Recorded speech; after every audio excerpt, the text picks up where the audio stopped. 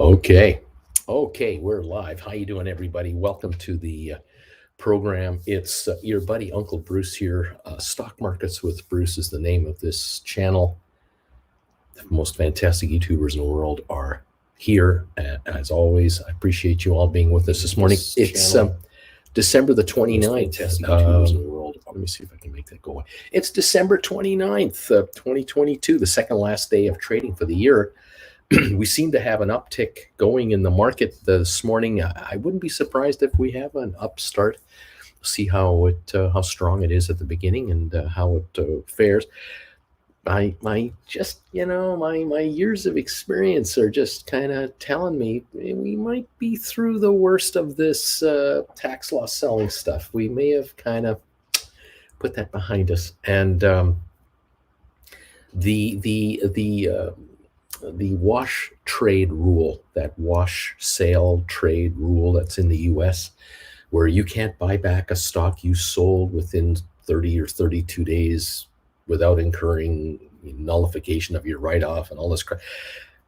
This is going to come into play now. I think that the last week, 10 days of November and the first 2 weeks of December have been those folks who sold then are going to be the ones who want to buy back their stock now. And from their experience over years and years, they figured out, well, if I sell stock on November 20th, I can start buying back around December 25, December 30, somewhere in there. Or if I sell November 25th to 30, I can buy back at the end of December, first 2 weeks of January, I can get back in. And I just want to sell off a stock that I like, a company I like, but I want to take advantage of the loss. And then I want to just get it back. Now, if I can get it back for less than I sold it for, well, yeah. Like, how about Tesla?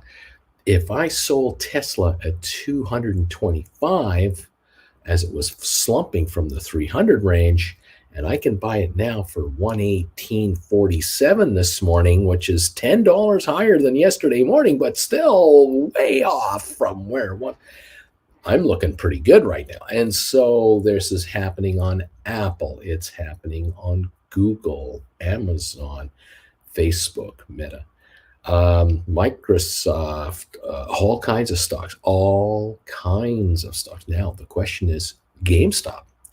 How many shares of GameStop will be scooped up in the next week or two by investors who sold GameStop at 28, 27, 26, 25, 24, and it's at 18.05 today. It's up 13 cents, nothing great, but we did touch 16.98 yesterday on GameStop for like a nanosecond. Some sap sold down there. Some genius bought down there. Now we'll see what kind of a turnaround are we going to get here. It should be most interesting. So we're going to see what happens. Tesla 118.60 up 586 with 54 minutes to go before we open, and we're up 13 on GameStop, 13 cents. Well, theoretically, maybe we have this beginning, and the first 2 weeks of January should be very telling. There's two sides to this story, though. I want to be clear with you guys. I'm not saying it's a guarantee run up or anything like that. I'm waiting for one of two things to happen. The first is what I've told you about, and that is selling is abating. Buying is coming in from the wash trade rule. More buying coming than selling.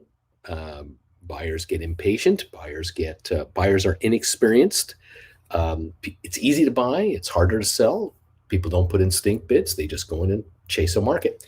And you get a stock like Tesla dropping all the way to 108 and then coming back to 128, 138, like no big deal. That can happen. Could go to 150, 160 for all we know.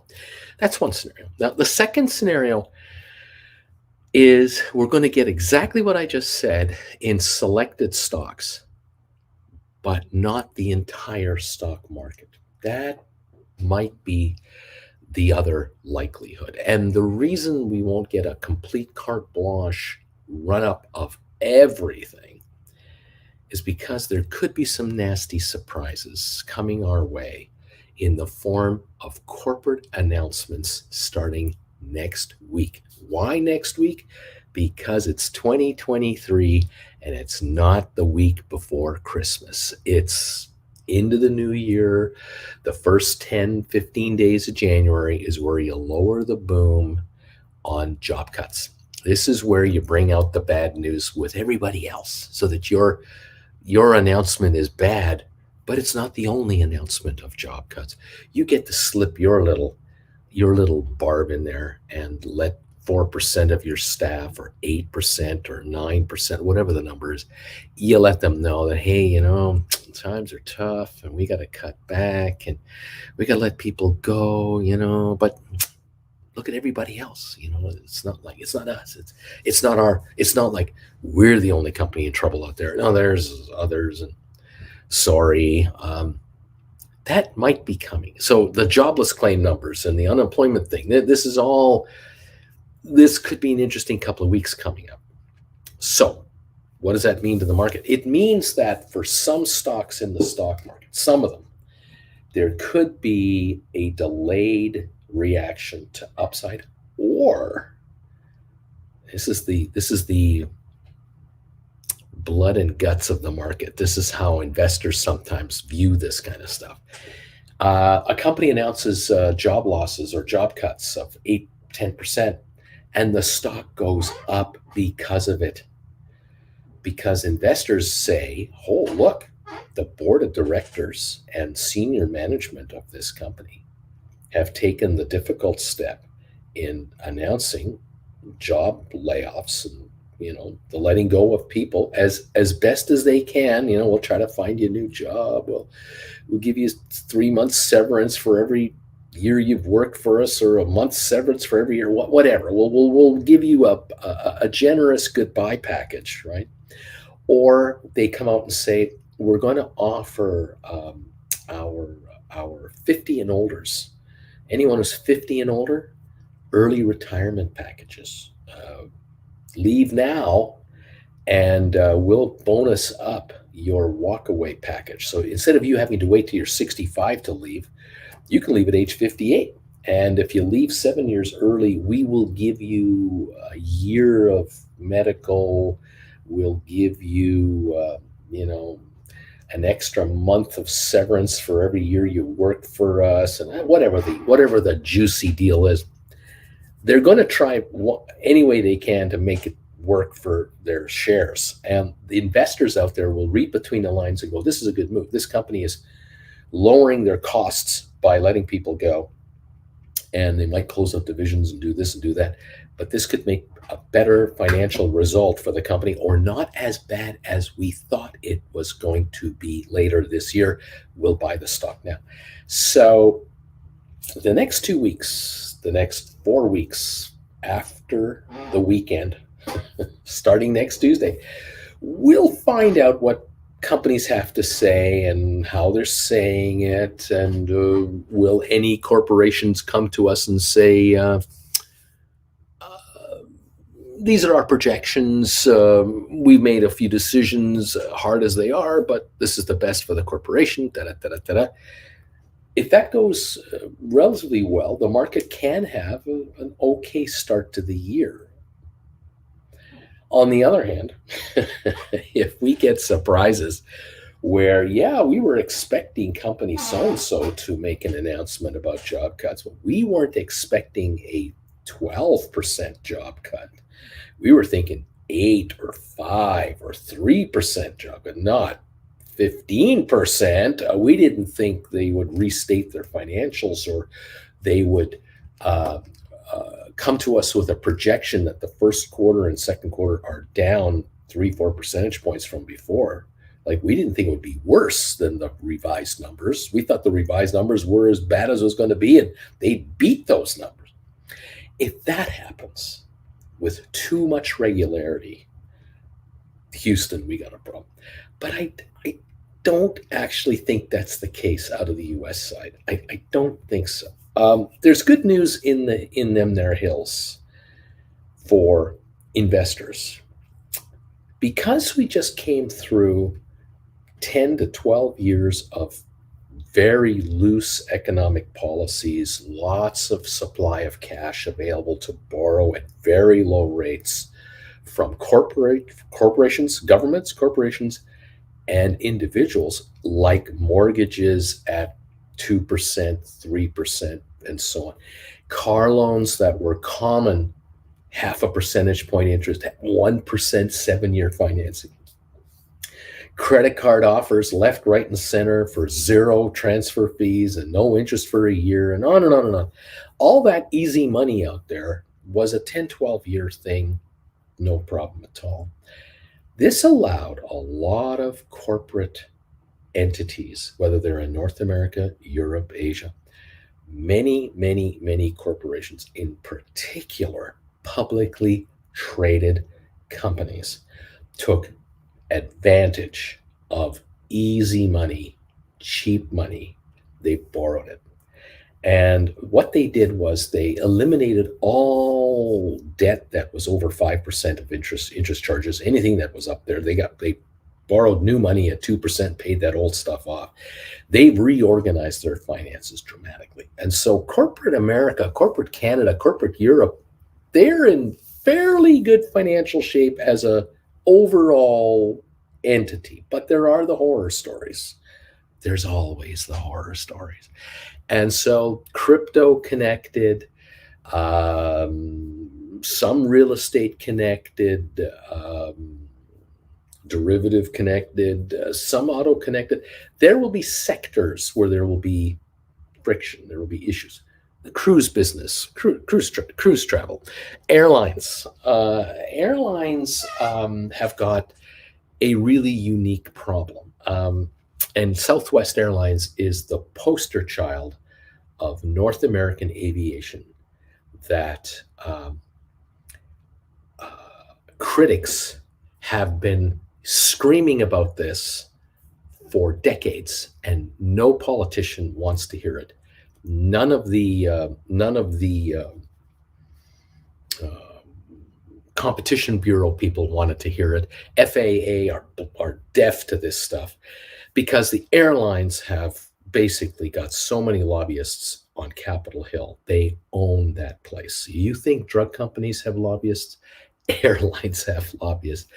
And what has happened in the United States of America for the airline business in the last 10, 15 years?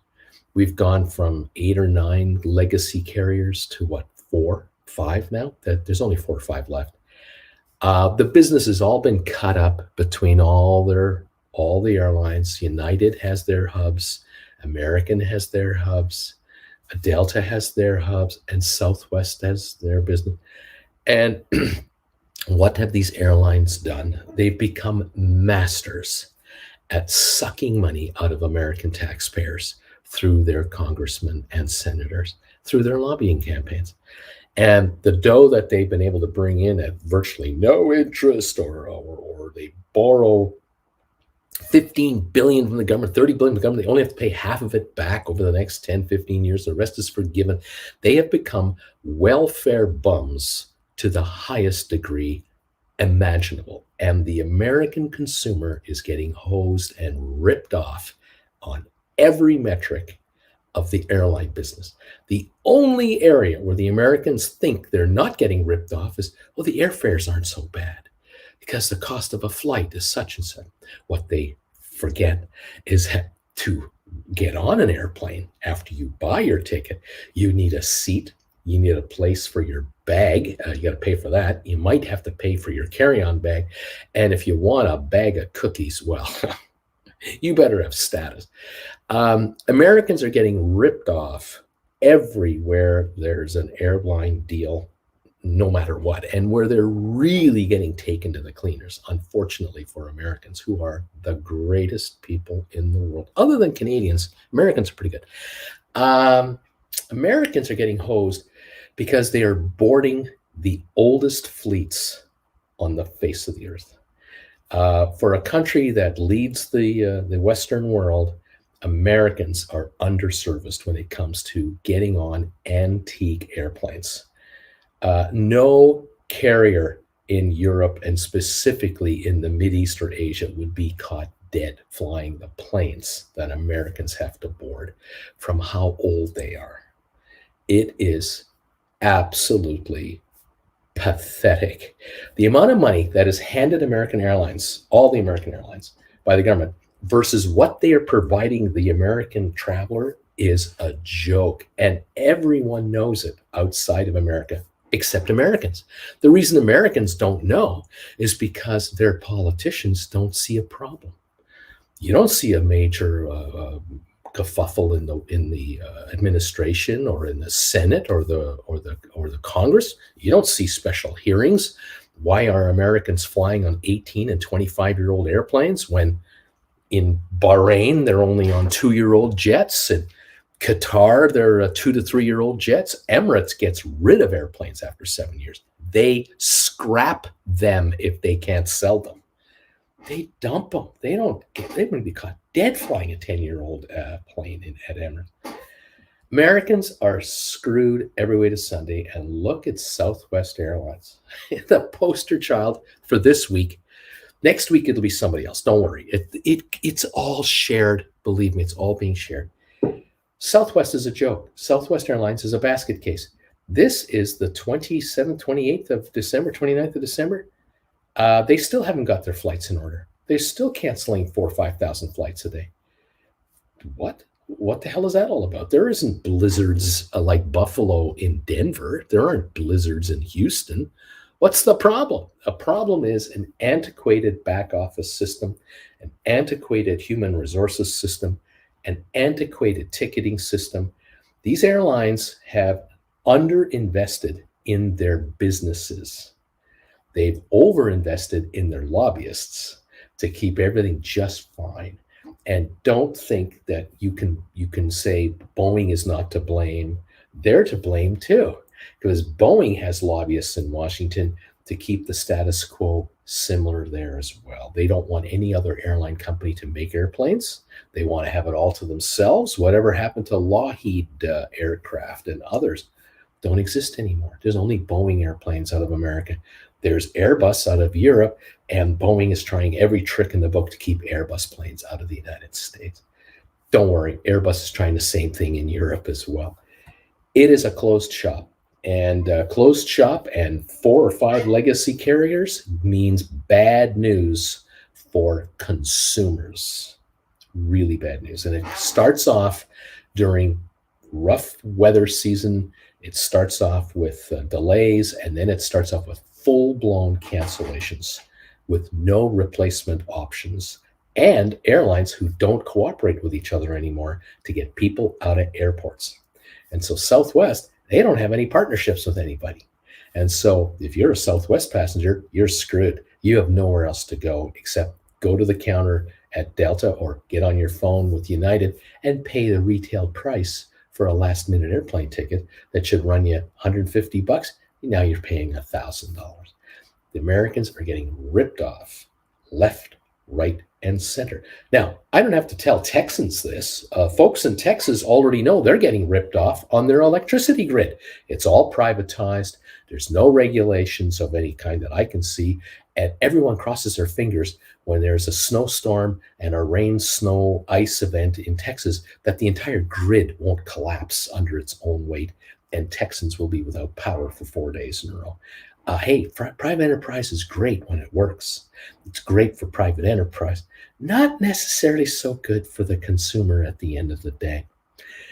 From airlines to train travel, what a joke the United States and Canada are. Our North American rail system is a pathetic piece of work.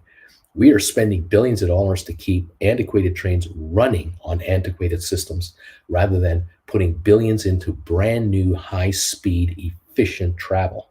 We're not doing it. And in California, they can't put a mile of track down in the middle of a desert without Sierra Club lawyers all over these guys to protect some kind of hummingbird somewhere or some kind of roach or something like that. It's Pathetically pathetic.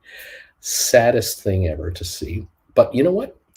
We're really good at suing ourselves. We're the best. We have more lawyers per capita in North America than anywhere else, and we're really good at putting everyone else in court. It's incredible. That is a growth industry we should be proud of, because a lot of young kids today that could be engineers and could be working for airlines and solve all kinds of logistics and could be putting the greatest railway system together in the world. They are lawyers now.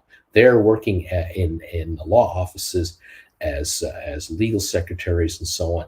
They're getting their wonderful $40,000 to $60,000 a year salaries, making this country the greatest of all time. But then I'm just an old man. I'm allowed to do this. I'm 67 years old. Am I going to be around the next 30, 40 years? No, it's all yours. You guys keep it. It's all yours to enjoy. The last 20, 30 years has been complete consolidation and a complete elimination of competition in many, many areas. It used to be in the 80s and the 90s and the 2000s, before many of you were old enough to vote. The biggest complaint at that time was Walmart is opening up Walmart stores in all towns and cities across the United States and Canada and driving out of business all of the mom and pop shops that we used to rely on and used to go to generation after generation. After the Second World War and into the 50s and the 60s, if you wanted to buy your son or daughter a graduation gift, like a nice watch or a bracelet or a necklace or something, you went downtown. You went to the downtown core of your hometown city, and you went to one of dozens of these jewelry stores that were mom and pop generated, had been there for decades, had probably hired a lot of the kids that you remember over the years from your neighborhood, where some of the kids in your neighborhood flipped burgers and other kids in your neighborhood worked at the jewelry store for Mr. and Mrs. So-and-so or the family of such and such. Shoe stores, same thing. You went downtown to buy shoes. A coat at winter, you went downtown to buy a coat. You went to all of these shops up and down Main Street, and you were looked after by the owners of the businesses who hired part-time people during heavy season of the year, the holidays. Who did they hire? Your kids, people you knew. That's how that used to be. But when Walmart came to town in the 70s and the 80s and the 90s and the 2000s, downtown shopping became passé. It was no longer cool anymore. And we all went to the burbs, and we started shopping at Walmarts, and we started shopping at shopping malls as well. And that replaced the old downtowns. The problem was that the downtown-based shoe stores and the downtown clothiers and jewelers and everybody else couldn't afford the rent in the suburban malls. And the only outfits that could afford it were the chain stores that bandied together with Wall Street backing and raised billions of dollars to build hundreds of locations across the United States to sell exactly the same merchandise in every city and town across Canada and the United States. And so we lost, we didn't realize it, but what we lost was selection. We now found that the boots that were sold at that shopping mall were sold at that shopping mall and at that shopping mall. And if you wanted to buy high heel shoes, there were only so many retailers you could go to, and the so-called exclusive import, mom and pop import style shops that really brought in the good stuff, they were eliminated from existence, and they're not around anymore. Walmart was the big reason for that. Now that's been changed. The big problem now for shopping malls and for what's left of any other retail locations, the internet. Amazon, the Amazons of the world, the eBays, the Shopify, Spotify, all the outfits that you guys are aware of, the hundreds and hundreds of online sellers have now replaced many, many of the malls in this country, in Canada, in the US. There are now dead malls that don't exist anymore, being bulldozed into oblivion. And our kids have nowhere to hang out anymore. And our children who used to work at the retail stores in downtown USA and Canada, then they worked in shopping mall USA and Canada. Now they're working in Amazon warehouses if they get a job at all in that kind of area. And you and I, we order merchandise online that is made overseas. And we don't buy made in America, made in Canada goods anymore. We don't even know where our merchandise is made that we buy for ourselves.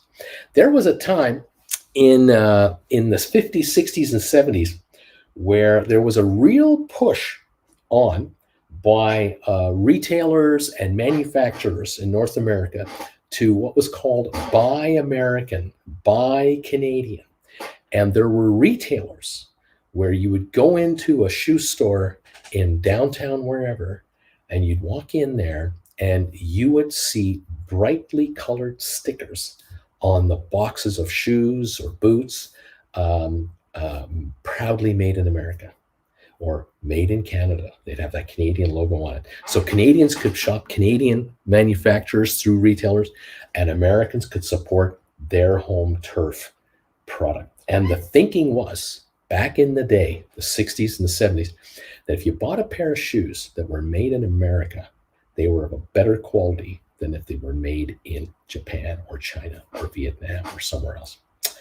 And in Canada, the same thing. If you're buying Canadian-made boots, after all, winter, boots, you bought Canadian-made boots. These guys knew what they were doing. Canadian boot manufacturers kind of understood the local scene around here. Like Buffalo, we get snow too. You would buy Canadian-made boots rather than foreign boots that would come apart at the seams because they had no idea what 30 below weather does day in and day out with all that salt on the roads. Those days lasted only a few years, maybe 10 years, because the unrelenting push of business was cut corners, make it easier to make a profit, and don't invest in the future, invest in today. Make money for today and make it so that it's easier to make money today, and forget about investing in into anything else. And as long as the regulators out there, the government officials, would allow you to get away with it, the game would continue. And it started with the airlines when they were allowed to be unrestricted in the 70s through the Nixon administration and beyond. And now airlines could fly wherever they wanted, and they could charge whatever they wanted to charge, and the consumer was given all this choice. Problem was, so within 10 years of deregulation of the American airline business, most airlines started to go under, and there were huge legacy carriers that just don't exist anymore. Eastern Airlines, Pan Am, Continental, name them all. There are like Braniff and a bunch of others that were regionalized and whatnot, Midwest, and so they're all gone. They got merged with others, or they just disappeared off the face of the earth. And eventually what ended up happening was Americans started to get ripped off, where they could only fly one carrier out of this airport or two carriers out of that airport. And now it became next to impossible to compare airfares because they changed every 5 minutes. The computer systems are such that they never stay the same more than a minute at a time. No American knows what they should actually pay for a ticket from point A to point B. There is no scheduled ticket price anywhere for anybody. It is a complete Western crapshoot. And what plane you're on, you have no idea what you're getting on from any airline anymore, because they don't brag about how fresh their fleets are. They don't talk about that. They don't let you know that you're getting on a 737 that was built in 1981 and has been flying for gazillions of miles, has been refurbished a couple of times. You're not on the brand new latest merchandise, newest product in most cases, because the airlines don't have the money to invest in their fleets like they should. And they've made it so that the regulators won't force them to do it either. So if American Airlines isn't forced to upgrade and Delta isn't forced to upgrade, why should anyone else upgrade? These guys are flying older planes that they've written off a long time ago. They're flying pennies on the dollar when it comes to depreciation. Why should another airline try to come in and buy brand new aircraft at full depreciation?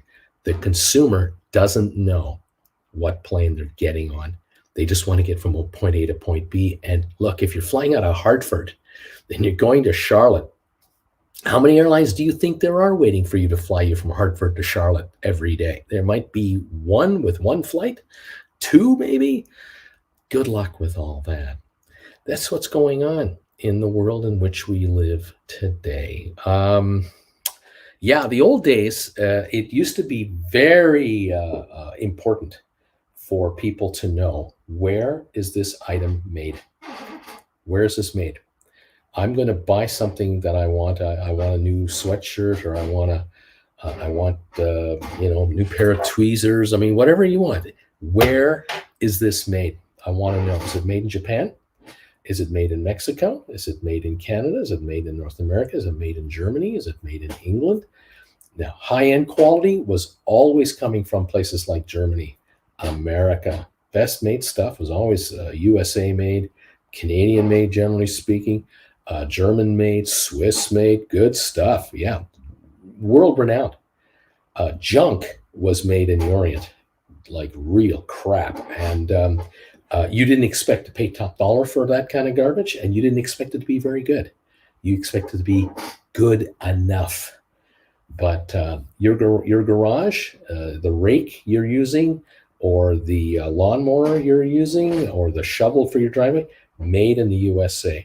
Briggs and Stratton, Black & Decker, Stanley Tools, all USA made stuff. Today, none of it is made in America.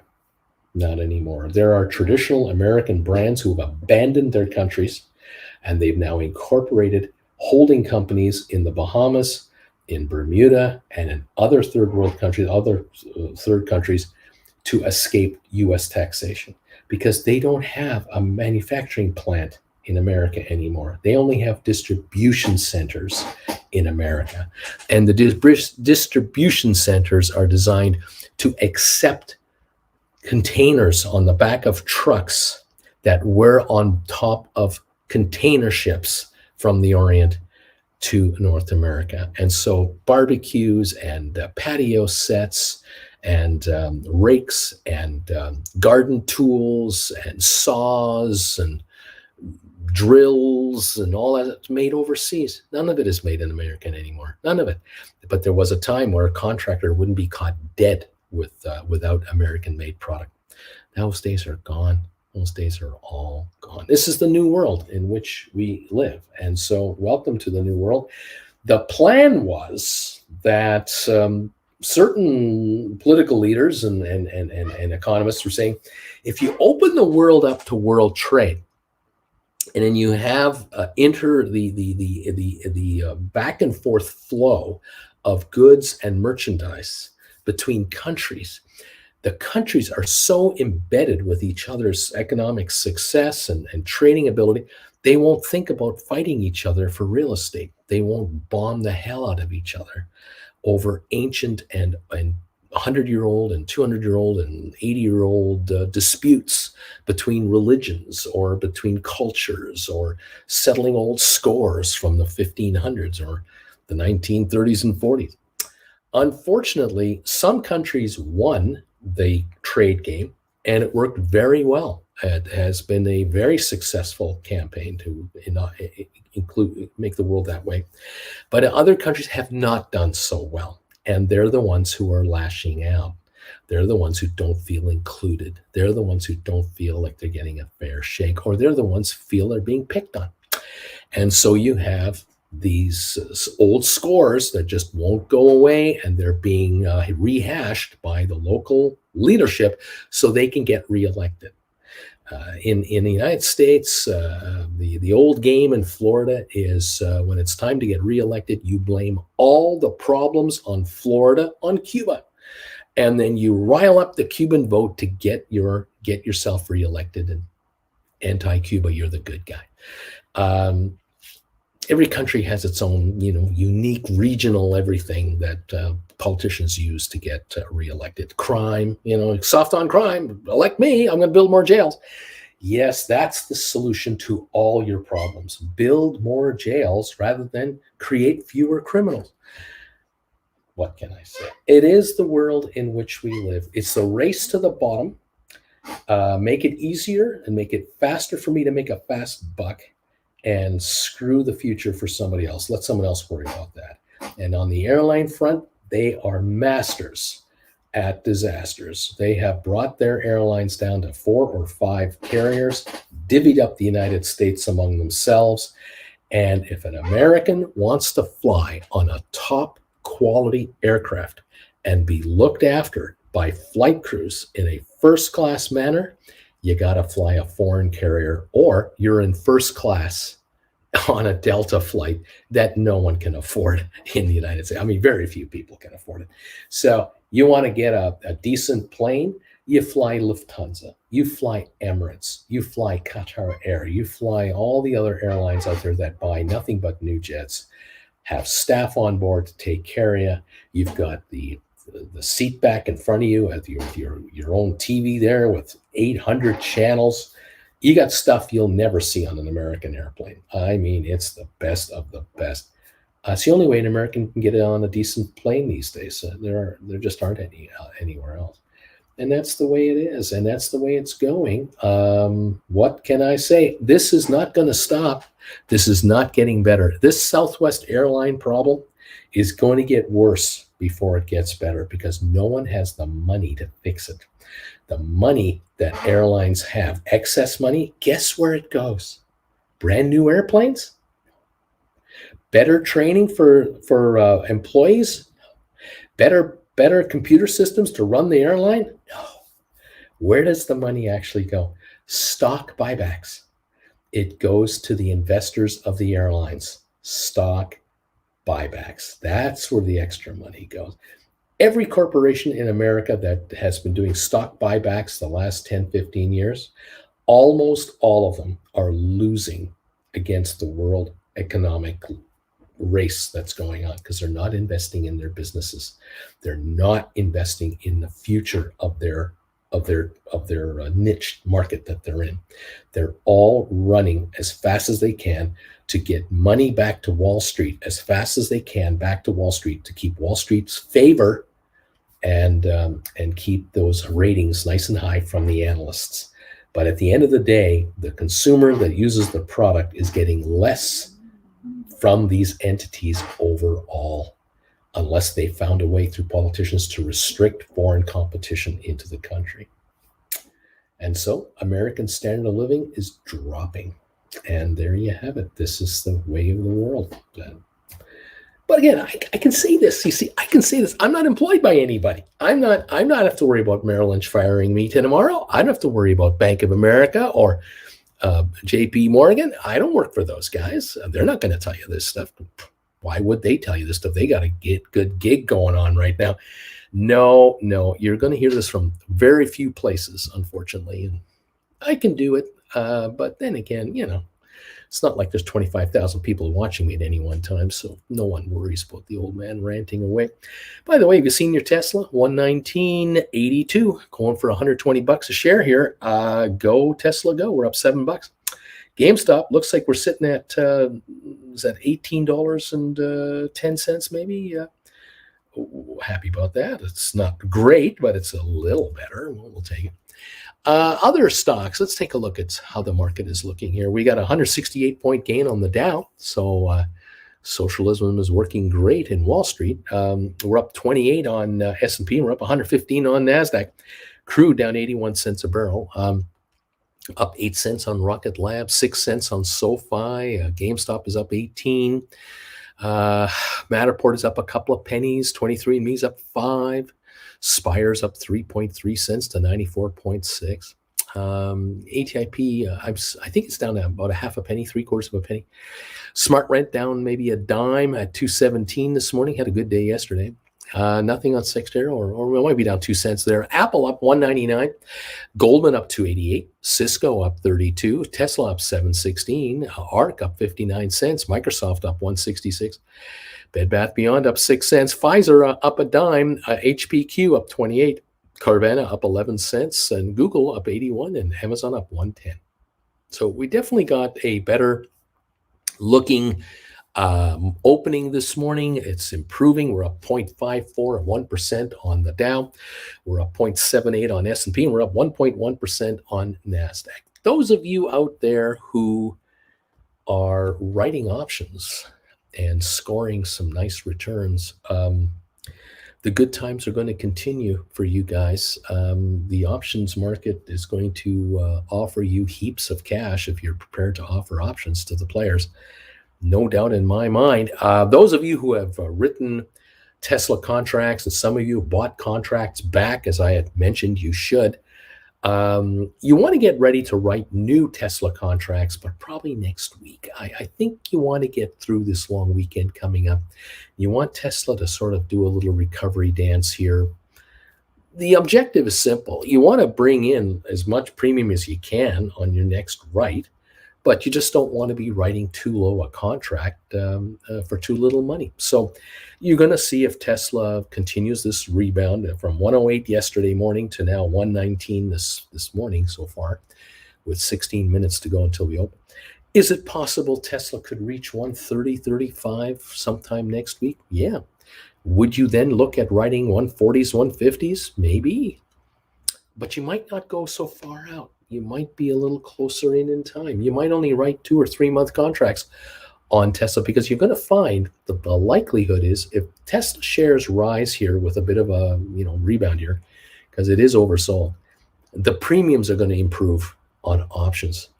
And so you could get a nice chunk of cash writing a 135, 145, 150 contract. We'll see. We'll see what kind of strength and speed Tesla wants to do a bounce back on, and see where it goes from there. The other thing that's coming up for Tesla, first of all, is the end of the year is coming and going. That means no more discounts. The year-end sales are over, and so that's out of the way. The analysts can focus on the first quarter. Tesla can talk about Giga Berlin, Giga Texas, Giga Shanghai, and all that sort of stuff. And we should have more clarity on tax write-offs, tax credits that the U.S. government is going to hand out. Remember, tax credits is socialism, okay? America is a very socialist country. It just calls itself a free enterprise place, but there's socialism everywhere in America. And there's some real socialistic handouts coming for EV manufacturers. And of course, the great big private enterprise masters at Ford and General Motors, they're right in line for the big EV credits. They're right in there. They got their lobbyists all over Washington to make sure they get their share of the socialist handouts. Believe you me, it's happening.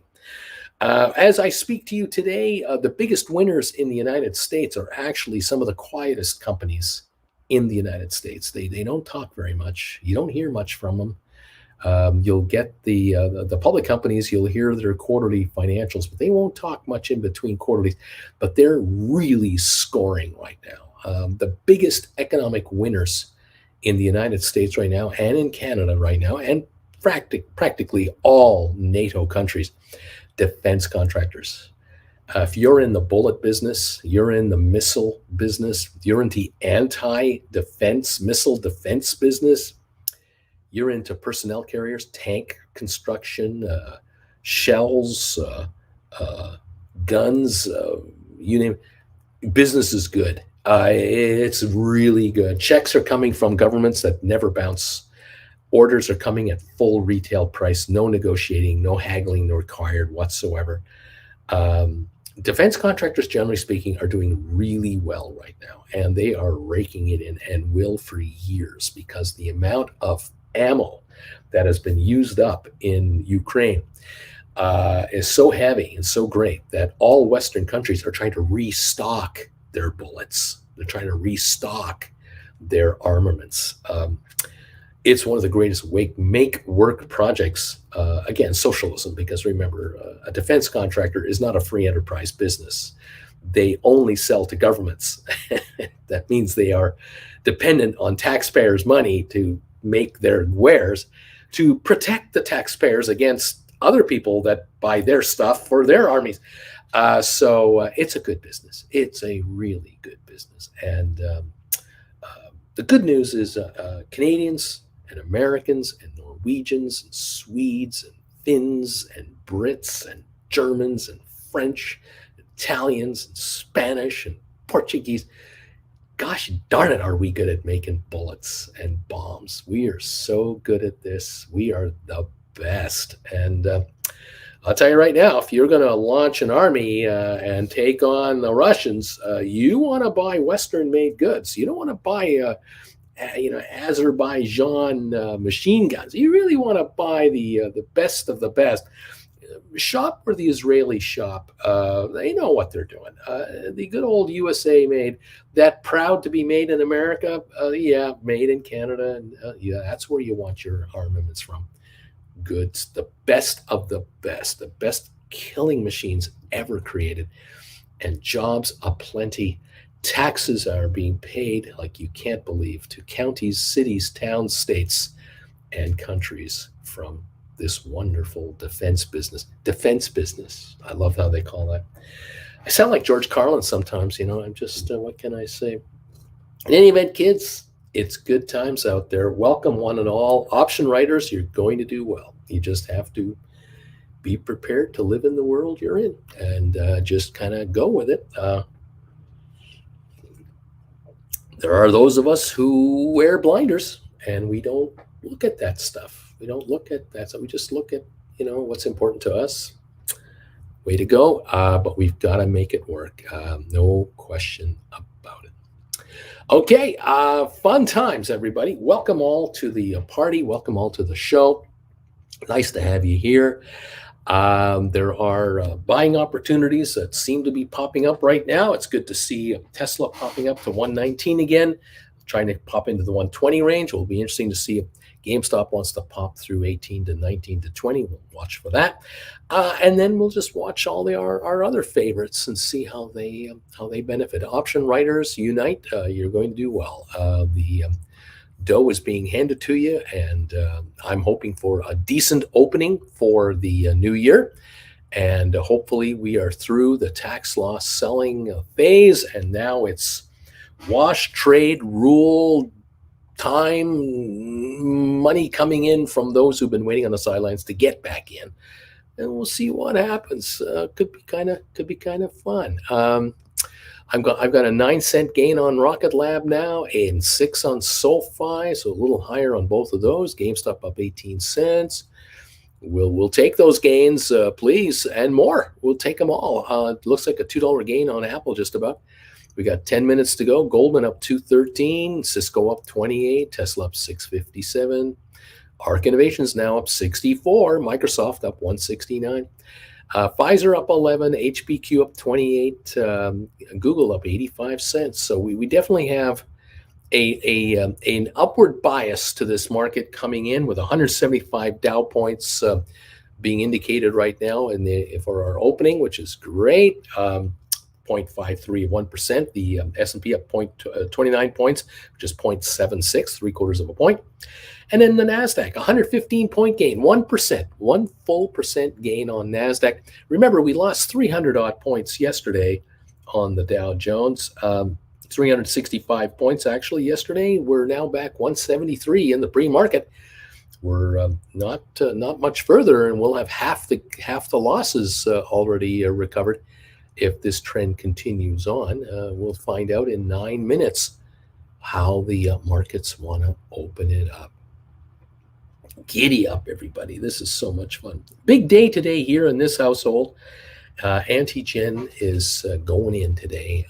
We got the call yesterday as expected, and they've given her time. Come on down, and if all goes well, she'll She'll be in there. She'll arrive in the morning this morning, and she'll be home later this afternoon. So I'm on the air with you for this morning show only today, and I will not be here this afternoon for the final hour of the day. But hopefully tomorrow, a regular schedule. Keep our fingers crossed, see how things go overnight. Just stand by. If I'm here tomorrow morning, things are going well. If I'm not here tomorrow morning, things aren't going as well as we'd like, or I'm just exhausted and I can't do it.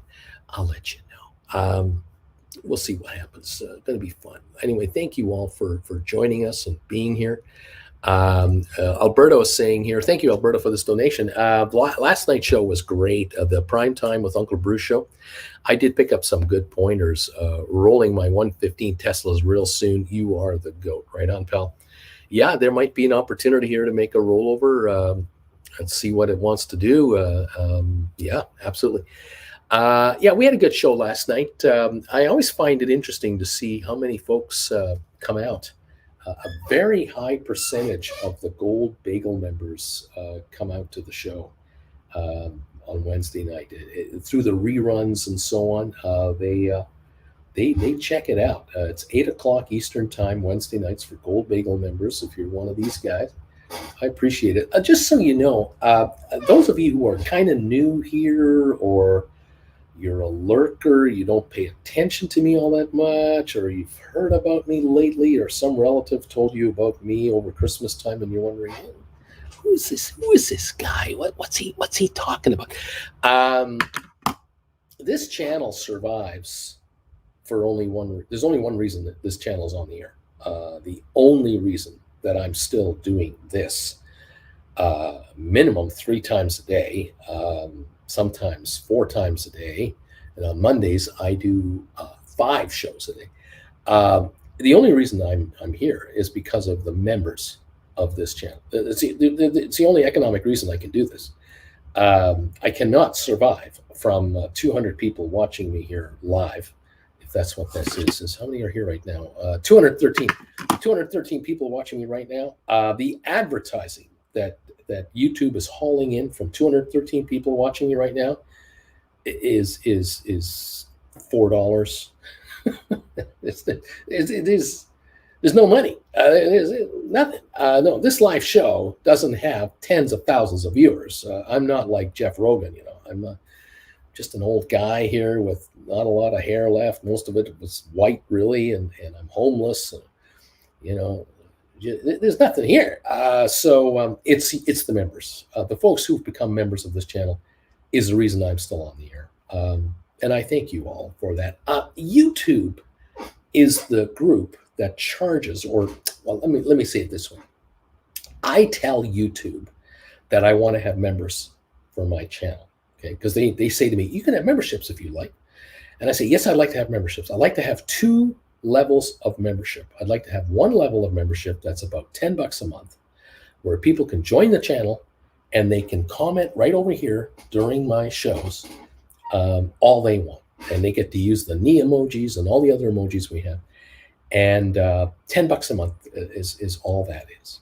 But then I have a second membership level, and that is the Gold Bagel membership member, $25 a month. Now, for that, you get a lot more than just doing this right here. You get to join me every morning before this show starts for the Trade Alert show. You also get to join me Wednesday nights for the Gold Bagel membership show for Gold Bagel members only. That's at least 4 of those a month.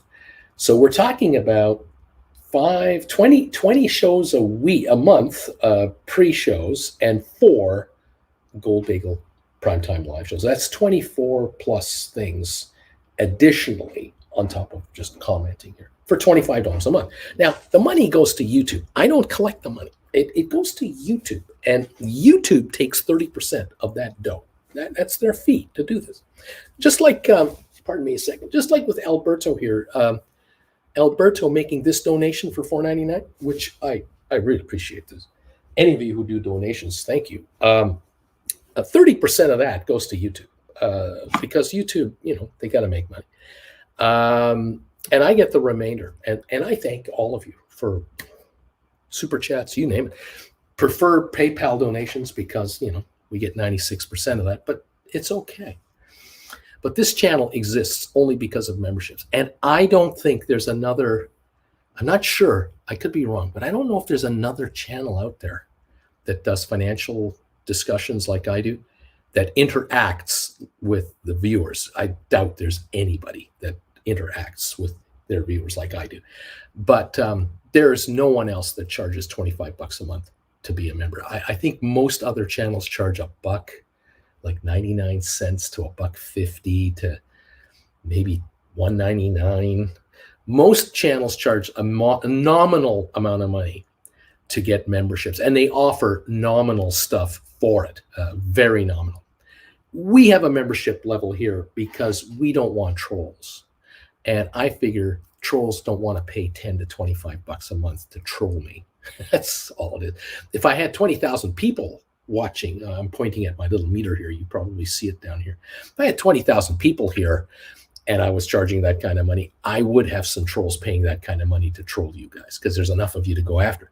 But, generally speaking, it isn't a big deal. But so those of you who don't know, YouTube thanks you for being a member of my channel.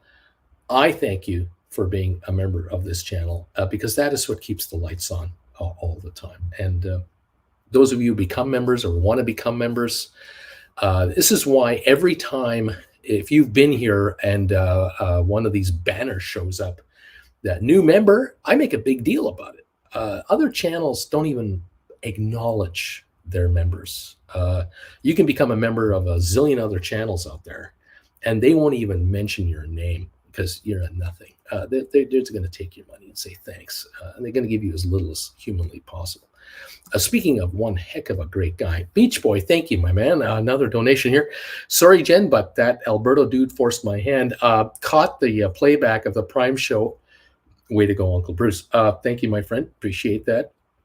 30 shekels. Appreciate that. That's about 10 American dollars. That's pretty cool. Thank you very much, my friend. Always kind of you to do that. Dude, hey, Uncle Bruce is the GOAT. We're also thankful for you. Join and learn. Thank you, dude, for that. That just popped in here. Appreciate all these guys. It's great of you to make these donations for us. Thank you very, very much.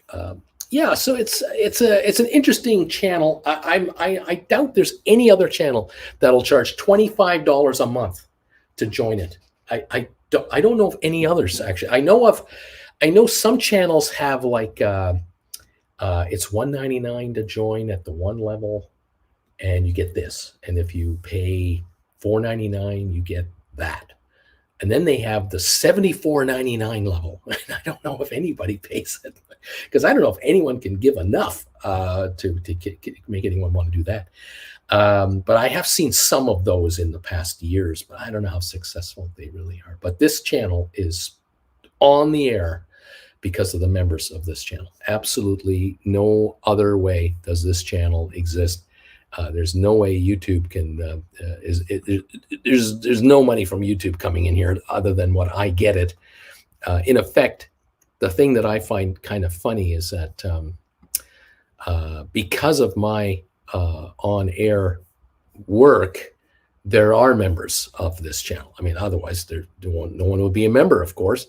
And YouTube getting 30% of my membership fees actually makes more money from me, people watching me than the advertising that's going on here. So YouTube does not bring me 20,000 viewers a day to this channel. And that's probably because you're looking at a guy who's sitting on a chair in a little room with no special effects and no fancy stuff going on. I mean, what do you want? This is as boring as YouTube can get.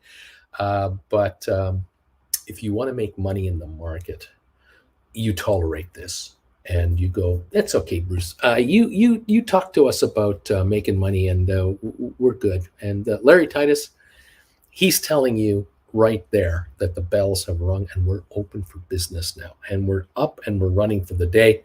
Let's see if there's money to be had today from this market. And thank you, Larry, very much for this. I appreciate it. Long-term capital manager says, Bruce, tasty trade is free. Thank you. DQ, thank you, Larry. Titus, Bama Babe, thank you, Larry. And what else is going on now? Mr. Premium, the option. I am number 122 on your thumbs up meter, by the way. Thank you, everybody. Thanks, Larry from White Feather. Jimmy Wilkes, 1, 2, 3. Come on, 2023. Let's go. Brian, Tesla's up 5%. Giddy up. I got it at 118.03, I think. I think it touched 120 in the pre-market, just barely. We'll see how it kind of puts it together. Wouldn't surprise me if it opens between 115, 120, and then takes a shot to 125 today. That wouldn't surprise me. Will it happen? Well, stick around. I'll be around for part of it. Love to have you join me. GameStop right now, 1790, 1787, down a nickel. Waiting to see if GameStop wants to get it together as well. Moderna still down 26 cents at 176.24. ATIP is up 1/10 of a penny at 28.1. Not much going on there on price movement. We'll see if much trades, so we'll watch for that. What else? Tesla 118.12. SoFi 432 now. 432.5, down 4 cents. Apple 127.95, up $1.91. Another move up there. Now up 2.11 on Apple. HPQ is up 37 cents. Google up 83 cents. Amazon up 90. Home Depot up $2. Cisco up 43. Netflix up 470. Make it 598 on Netflix. Pfizer up 31. IBM up 85. Microsoft up $2. Vanik up 295. Adobe up 206, Goldman up 67 cents, Boeing up 63, Meta up 43 cents. ME, 23andMe up 2 cents. Rocket Lab just down a half a penny. Matterport up 4. Smart Rent down a penny. Spire looks like it's no change yet. I don't think I have any volume yet. Sixth Air looks like it's up 2 cents. So we'll watch for these guys over the next few minutes, see how they do. 174-point gain on the Dow Jones. So we got a gain going on there. 118.79 on Tesla, up 608 so far, and a 28-point gain on S&P, and a 122-point gain on NASDAQ, up 1.2%. The Dow just broke 200 points on the upside, up 2/3 of a percentage point. S&P pushing now 0.85 of 1%. There you go. Okay. There you have it. Giddy on up, everybody. Nice to have you around, and it's nice to see you. Hope you're enjoying the morning so far. Let's see if we can make some money today. 17.90 on GameStop, just down 2 cents. Moderna now unchanged. ATIP, no trading yet that I can see. Tesla 118.60. See if it wants to pop through 120 and beyond. That would be fine by me. The low on Tesla today, 117.5. The high of 120.55. Those are the actual up and down quotes. The highs and the lows so far this morning. Okay, everybody. 118.80 on Tesla. Rock and roll. There it is. There it is. We are here the second last day of the year. Tomorrow we may have an even stronger up day again because of the complete lack of tax loss selling that'll practically kick in by lunch hour tomorrow. We'll see just how much repurchasing power we see come into this market from those who are adhering to the wash trade rule. I think there are billions of dollars, many billions of dollars in the wash trade rule that are patiently waiting to come back into this market, chomping at the bit to buy some of these bargoons. The question is, will they still be here by the time they can buy back? That's the question. We'll find out. Dow's up 203, even 220. Looks like a 220-point gain here on the Dow. S&P almost up a percentage point. NASDAQ now up 1.3%. Looks like it's getting stronger. And we have Tesla 119.55. 119.55 on Tesla. We're approaching that 120 level again. We might just blow through it. That would not surprise me at all. SoFi 437.5. We're up a half a penny on SoFi now. Apple's up 3.10. HPQ up 40. Google up $1. Amazon up 120. Home Depot up 329. These are small gains so far, but I think we could have more than this coming through. I think the initial tentative buy wave is now being followed by there is no selling, I better get in. And that's what might be happening with some institutional traders here, noticing there's nothing for sale.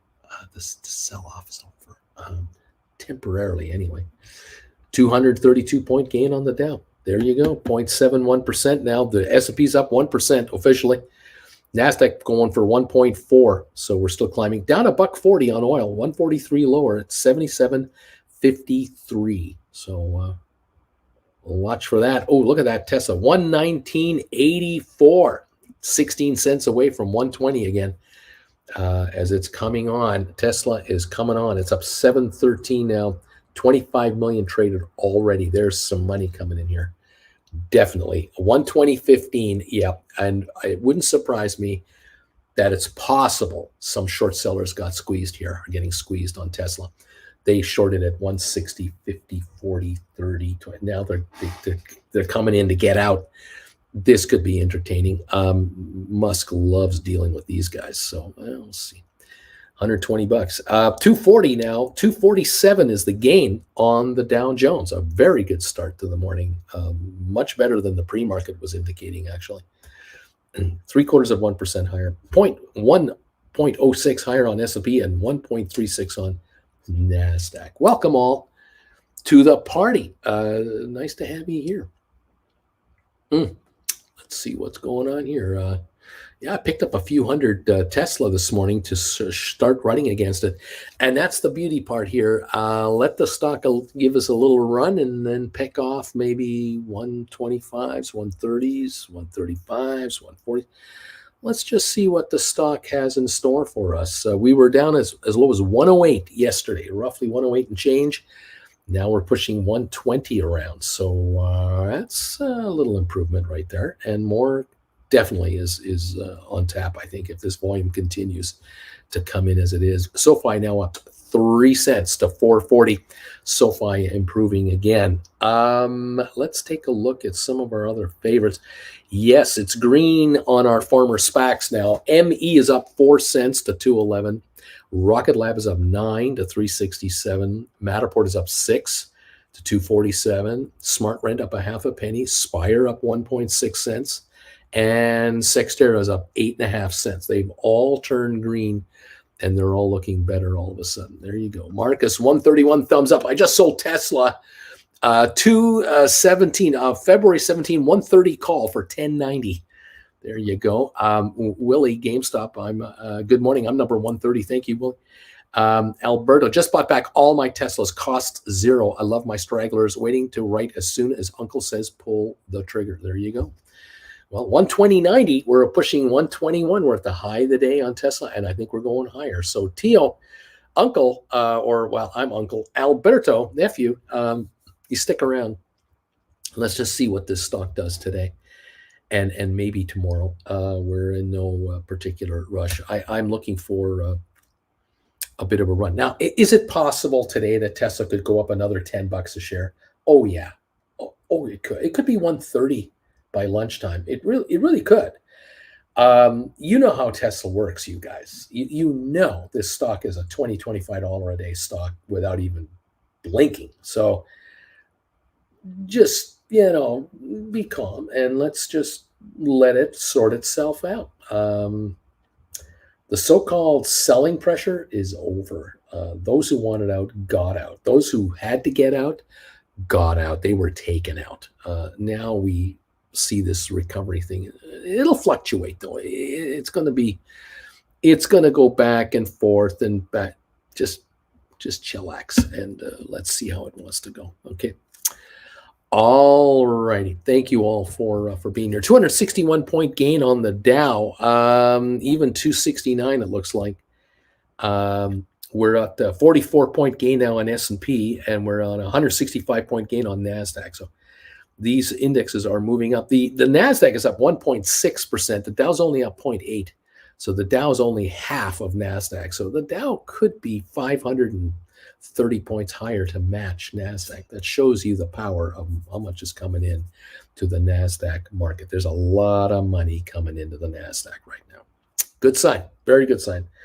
Let's see how this plays out. Okay.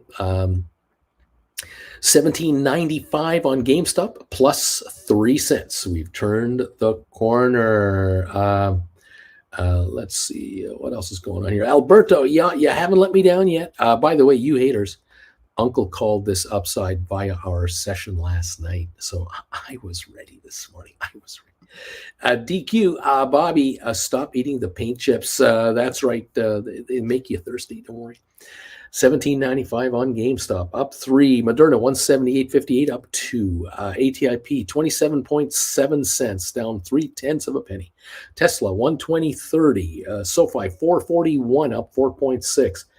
Apple up 340 to 129.44. HPQ up 39 cents to 26.93. Google up $1.35 to 87.81. Amazon up 148. Home Depot up 326. Cisco's now up 60 cents. Netflix up 8.80. Pfizer up 65. IBM up 163. Microsoft up 395 now to 238. Vanik Semiconductors up 461. Adobe up 462. Goldman up 120. Boeing up a dime. Meta up $2. And here's ME now at 213, up 6. Rocket Lab up 14 to 372. We got Matterport up 9.4 to 250. SmartRent up 4. Spire is now up 0.7 of a cent, is up now to 92 cents. And Sextera is up 8 cents right now. Okay. Well, let's see what gives. Keep this drive alive. We'll see how much more there's into it. It's the early morning, 13 minutes into the day. We're up 266 on the Dow. Looks like maybe even 270 now on the Dow. GameStop just went over 18. 1808, up 16 cents. Here goes GameStop. Finally catching up. Up 1815, up 23 cents. GameStop coming up a little bit more. And Tesla, 121.06 again. We're back over 121. The high of the day on your Tesla now is 121.23. So we're approaching that level as we speak right now. Little buy waves are coming in on Tesla shares.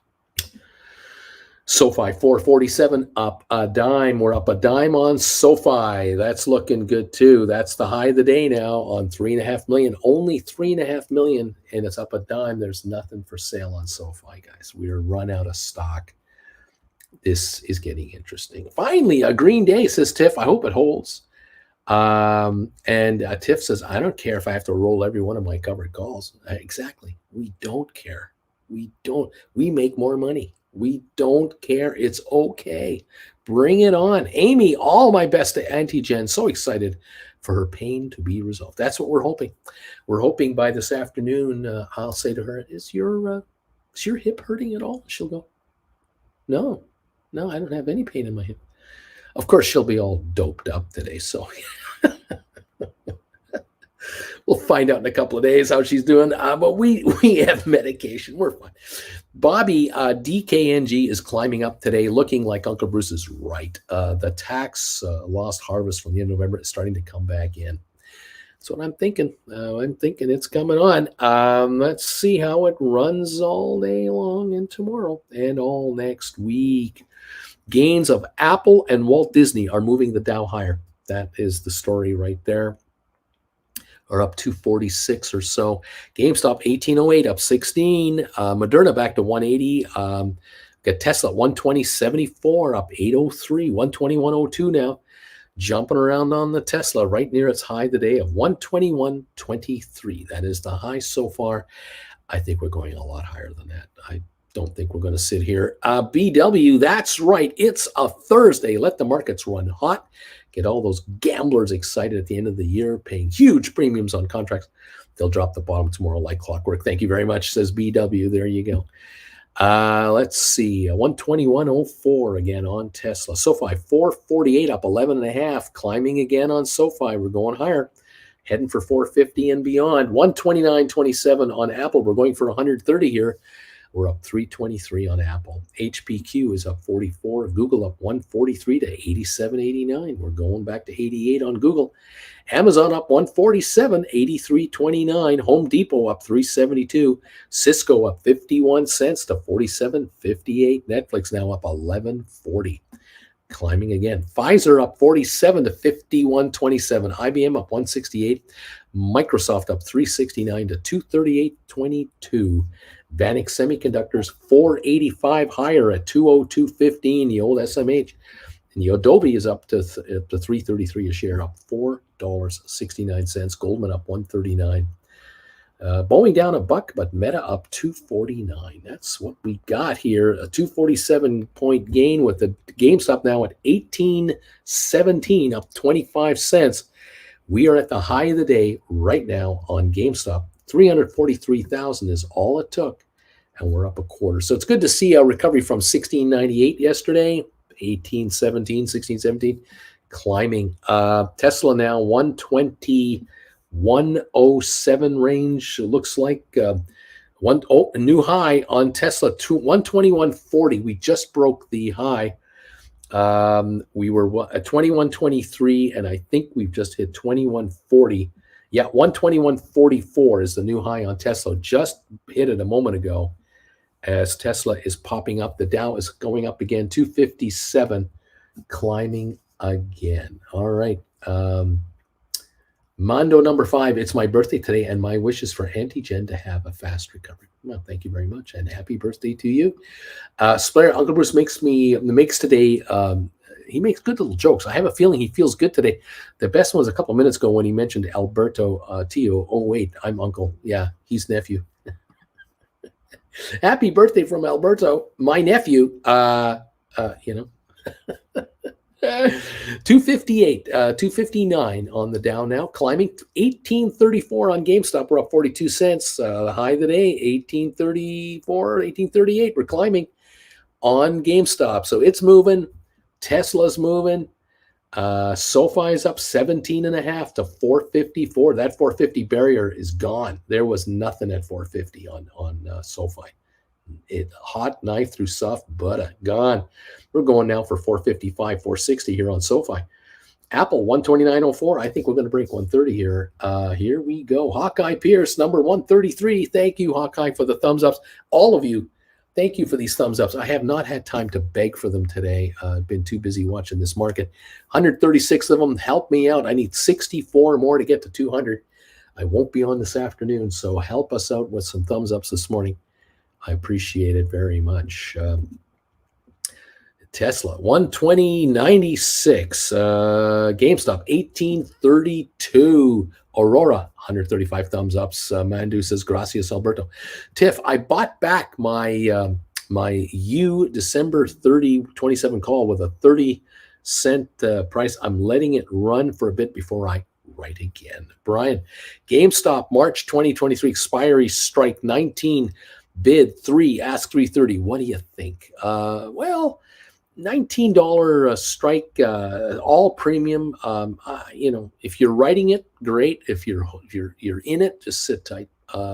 Yeah, let's see what it gives. That's a nice premium. I mean, $325 on a $19 stock is great. It's really good. People don't think it's great, but it is. It's very good. Pre-split, multiply by 4. Talking $13. No, what were we talking about? 3.6. Yeah, $13.20 for premiums on the offer there. That's pretty good. Tiff is saying that you as Unity, just for people, FYI. Joe K, good morning, everybody. Hey, Joe, how you doing, buddy?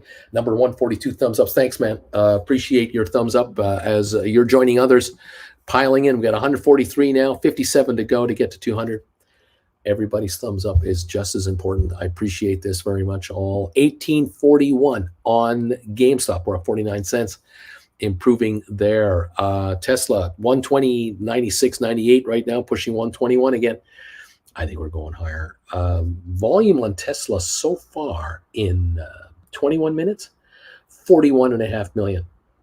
Remember those days? Remember the days of GameStop doing 41 million in the first half an hour? Those were the good old days. Anyway, up 797 on Tesla here. Definitely moving higher. GameStop now 1837, high today 1844, 454,000. Not like the old days, but it is up. We'll take that. All right. SoFi now 453 and a half on up 16 and a half cents on your SoFi here on 5.7 million. Very good. Very good. I like that. And over on the other SPACs, the former SPACs, ME is up 9 cents now to 216. Rocket Lab is up 17 to 375. Matterport is up 14 and a half, 255 and a half. Smart Rent up 11, 238. Spire up 1.7, climbing a little more, 92.9, going for 93 cents. Cyxtera up 12 to 174. They're all climbing little by little. I think the selling is dried out. I think the tax loss selling is done. Okay, 120.73 on Tesla, up 802. Good morning, all from the old surfer. 147 thumbs ups. Thank you, my friend. Appreciate it. Alberto, uncle, my trigger finger is itchy. I'm begging to write here. Time to walk away and watch you on the big screen. Yeah, hang on there. Don't be writing any Teslas yet. Just sit back, sit back, sit back. Yeah, I'm going to wait a bit here.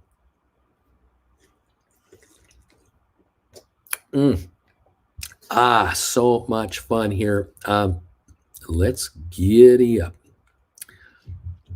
Alrighty, 218-point gain on the Dow, 1838 on GameStop, up 46, and Tesla 120.25 as we jump about 120.36, back and forth, up 17 on SoFi. We're up 271 on Apple.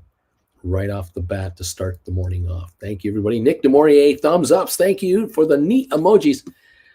We now have 150 thumbs ups. We need 50 more thumbs ups. All I can do is join Nick DeMaurier right here. And let's put up some of those neat emojis. We need a neat emoji attack on this channel to get the markets to do what we want them to do. It is time for the Knights of Ni to make their presence known to the markets that we are not fooling around. Mondu is there with the knee emojis. They're coming in now. Look out. DQ, I'm 2% of the thumbs ups, you know. DH Ruda, neat. Cindy, I'm 151 on your thumbs up meter. Richard is throwing up the knee emojis. Brian is throwing them up. Here they come. Deep Value Investing is throwing them up. Aurora is throwing them up. Here come the knee emojis, one after the other. 153 thumbs ups. Deep Value is throwing up even more knee emojis. Thank you all so much for helping out. They're coming out. You can't stop this. This is out of control. We're taking over the markets. Going to dominate these markets. Oh, beautiful. Even Karen is putting in knee emojis the old-fashioned way. By hand. That's hard work there, Karen. Joe, that's even hard work too. Thank you, Joe. Joe K is putting them up there. Find those knee emojis in your emoji section and throw them up there, everybody. Here come. Impossible to stop, says Deep Value. Impossible. Howdy, partner. Here come the knee emojis from Howdy, partner. Thank you, everybody. Here they go. They're just coming across like there's a tomorrow or there is no tomorrow. Who can say? Thanks for all you do, says Alberto. We appreciate you. Get Jen some flowers today. Thank you so much for the flower money. We will be looking after her today. We're going to take good care of her today. Dude, thank you for the emojis. The knee emojis coming in here. JR is in there. Deep Value keeps throwing them up there. TJ is in there. Thank you, TJ, for the knee emoji attack. BW, of course, is on it. Thank you all. Fantastic. Here they come, just coming through. Sean and Wendy, God's amazing. Thank you for the knee emojis. That's one of the benefits of being a member of this channel. DQ, here we go. They're coming through so fast, I can't even see them all. More cowbell from DQ, right on. Double D is throwing them up. Splair is throwing up the alarm, the buzzers, and the knee emojis. I mean, there's no shortage of emojis you can throw up here on this channel. Sean and Wendy, thank you guys. Number 154, they say. I see 157 thumbs ups now. They're coming in, 43 to go, and we've got 200. Mr. Premium of the Option is here. Marcus is here. Matthew is here. Deep Value is still here. I can't keep up with them all. They're just coming through here so fast. These neat emojis. The attack is on. Absolutely fantastic. Attack. Jen, how you doing? Attack. Big day today. Big day today. Big day. Show day. Big day. Show day. Jazz hands. Say goodbye to the hip pain day. I know. Oh, I can't wait to find that out. Can't wait to ask you, how's your hip doing? And you say, it doesn't hurt. Or it's I don't think so. I think with the amount of meds you're getting today, you're not going to feel a thing. yeah. Yeah, I think it's going to be pretty cool. Those are a lot of knees. Oh, the knee emojis are out. Matthew's here, Deep Value Investing. Gon and Sean and Wendy Gon's amazing. Alberto just threw some flower money at you. Some flower money is coming in now for the successful that's operation. Absolutely. Beach Boy is throwing up the knee emojis. Beach Boys made a donation already. Alberto. Beach Boys made a number of donations. Yes, indeed. They have been done. A number of these. Amazing. Thank you, everybody, so much. It's been a busy morning here. We got a lot going on. Good morning, Jen, from John Anderson. John, you beat Larry. He beat Larry. Good morning, Jen from Slayer, Aurora. All the best to Auntie Jen. Keep us posted. We can't wait. We're pumped up. 272 is the gain on the Dow. We just have another buy surge coming through here. How are your volumes today? I don't know, but some pretty good. GameStop is now up 31 at 1823. We've got lots of green. Tesla up 760 to 120. I called that last night. And ATIP is always the outlier. 41 Markets million. are down, it's up. Markets are up, it's down. Yeah, ATIP, something tells me it could pop at any time. ATIP is one of those stocks that don't be surprised if it's like 38, when it goes, it's then it's 46, then it's 53 bid. I mean, when it goes, it'll just pop out. It'll just pop out. But at the moment, we're just waiting out. Brian, good luck today, Jen. All the best. And dude, ballroom dancing lessons in your future, Auntie Jen. Yes. There you go. Tesla 120.35, SoFi 451 up 14 today. Apple 129 up 296. Good morning, Auntie from Alberto. Best to you and speedy recovery. Thank you, my friend. We love it. Yes, indeed, it is a happening thing. We're almost, we might be hitting a new high on Tesla. 120.86. We just popped here. 120.86. We're only at 121.44 for the high. We may see another high come through here on this Tesla share. These Tesla share. We've traded over 41 million today on Tesla already. Yes, a DQ dude. Jen is a Steelers fan. She already knows how to tap dance. That's right. That's right. That's right. While twirling a towel. While twirling a towel at the same time. You notice that we were flexed this week to the evening spot. That's right. Away from That's the right. spot. The Steelers have been flexed to the primetime Sunday coverage. Night. Sunday night. The coolest coach in the NFL. NFL. Not Monday. We got a great Monday night record. That's true. But Sunday's good. We love the spotlight. We do. And of course, we love playing the Ravens. Oh, we love playing those Ravens. Tighten your strap. We're gonna do some. We're gonna chew some gum, and we're gonna do some hitting. Oh, by the way, we're out of gum. BW, are we sure that Alberto did not include the money, and it's actually for real baking flour and not the plants? That way, Jen can make homemade bagels while she's recovering. Oh, there you go. See? Make some bagels. I've actually made bagels. She's done it, but you have to have that. Lye, that acid. Yeah, the lye, I know. To dump them into. DQ, yep, playoff implications. Playoff implications. That is correct. Right. That is correct. I don't think Lamar is playing. I don't know if Lamar's going to play anymore this year. Yeah, the quarterback for the Ravens. Until the playoff time? I don't know. We got Pickett to Pickens. Pickett to Pickens. Pickett to Pickens. That's it. And I love the Spanish language broadcast. They're so good. It's just so good. It's like listening to it in French, the hockey games in French. You don't understand all the words, but you know enough. You know what they mean. The Toisin. Flames won last night. Oh, did, really? 3-2. Yeah, they lost 2-1 to the Oilers. Yeah. Flew to Seattle. Yeah. The next night Beat the won. Kraken. Okay. 3-2. Beat them. So that was a big win. Very good. Double, 2 back-to-back games. We're down here in the Valley of the Firebird. We have to go to some games. Yeah, the Firebirds. Got to get you. I love junior hockey. Yeah, well, this is American League. This is the minors. What do we call it? IHL or no? I'm not sure. I don't know what they call it. Not sure if the American Hockey League. It's just the Firebirds. The And fireworks. apparently the arena is very nice. Mm. People we know went to see the Doobie Brothers at the arena. The originals. Even Michael McDonald was there. It was great. It was great. Yeah, they loved it. It was good. That's It was good. all goodery goo. So what's it going to be this morning? Oh, My last bagel. I've been doing some instructions, but who knows what you'll get.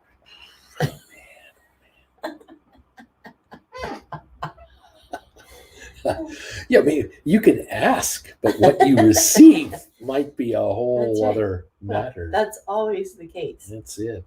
Do we still have some of that? No. Oh. Still have some of that bacon, crumbled bacon. Mm-hmm. What about some scrambled eggs, crumbled Okay, bacon? but I'll make you real bacon. That crumbled bacon doesn't work well on scrambled. Oh, okay. So like last time, I'll just the real stuff. It doesn't take long. No, Okay. yeah, scrambled eggs, bacon. Scrambled eggs, bacon. Yeah. Oh, horseradish on the side.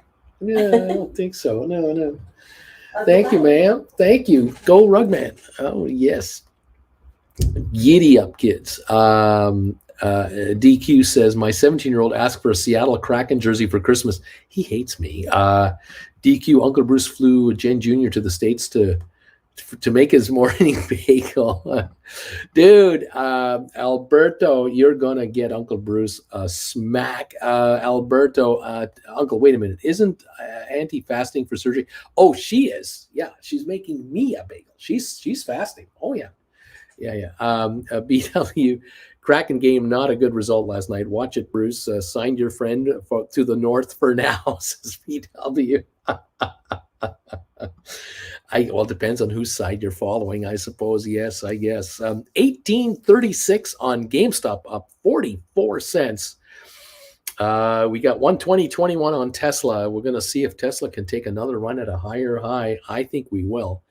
I think as the morning goes on, the Tesla stock will dry out and it'll go up. I just sense it. I sense it coming.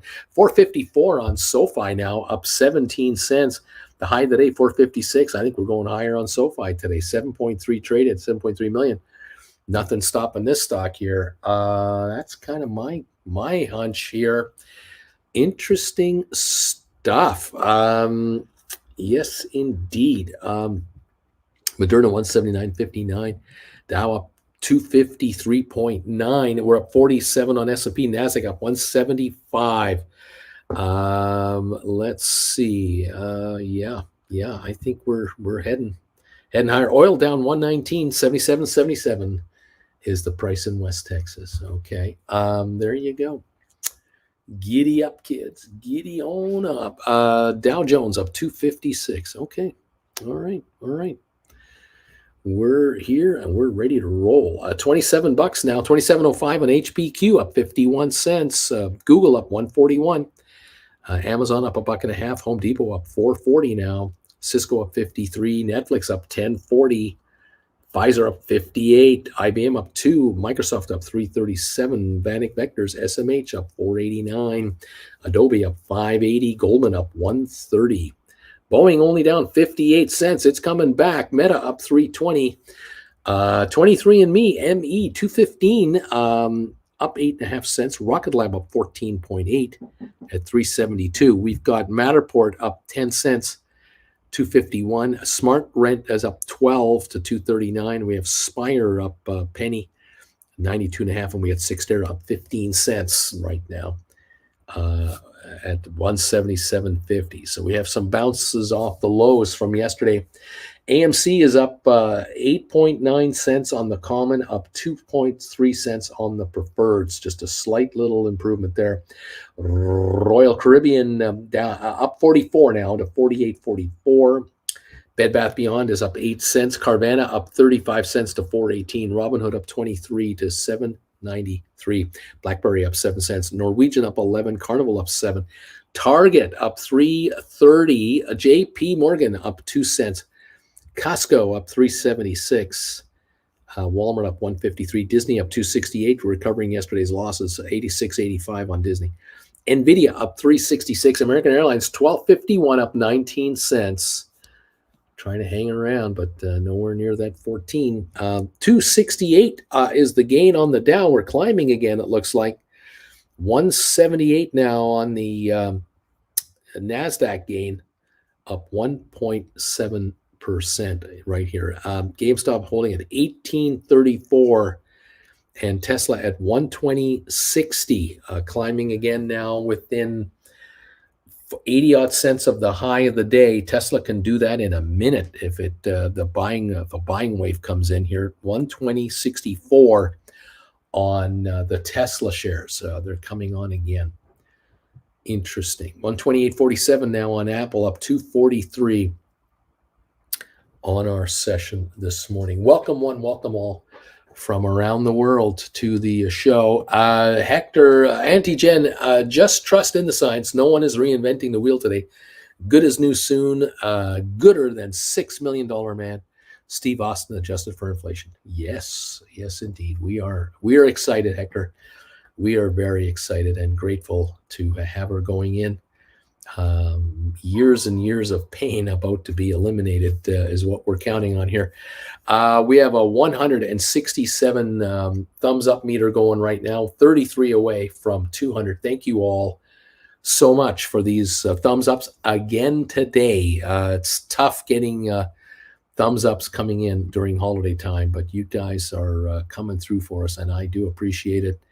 Thank you, Alberto, for your donation today. Thank you, all of you who have been doing this so much. It is so much appreciated. Thank you all helping us out, getting through, moving through to the next level here. 284. Looks like the Dow is pushing higher again. 287 now is the gain on the Dow. Let's take a look here. We are pushing the high of the days right now on the Dow Jones. This is the higher levels. Looks like we're going to go through 300, up 293 now. NASDAQ up 192, and that's pushing the high of the day as well.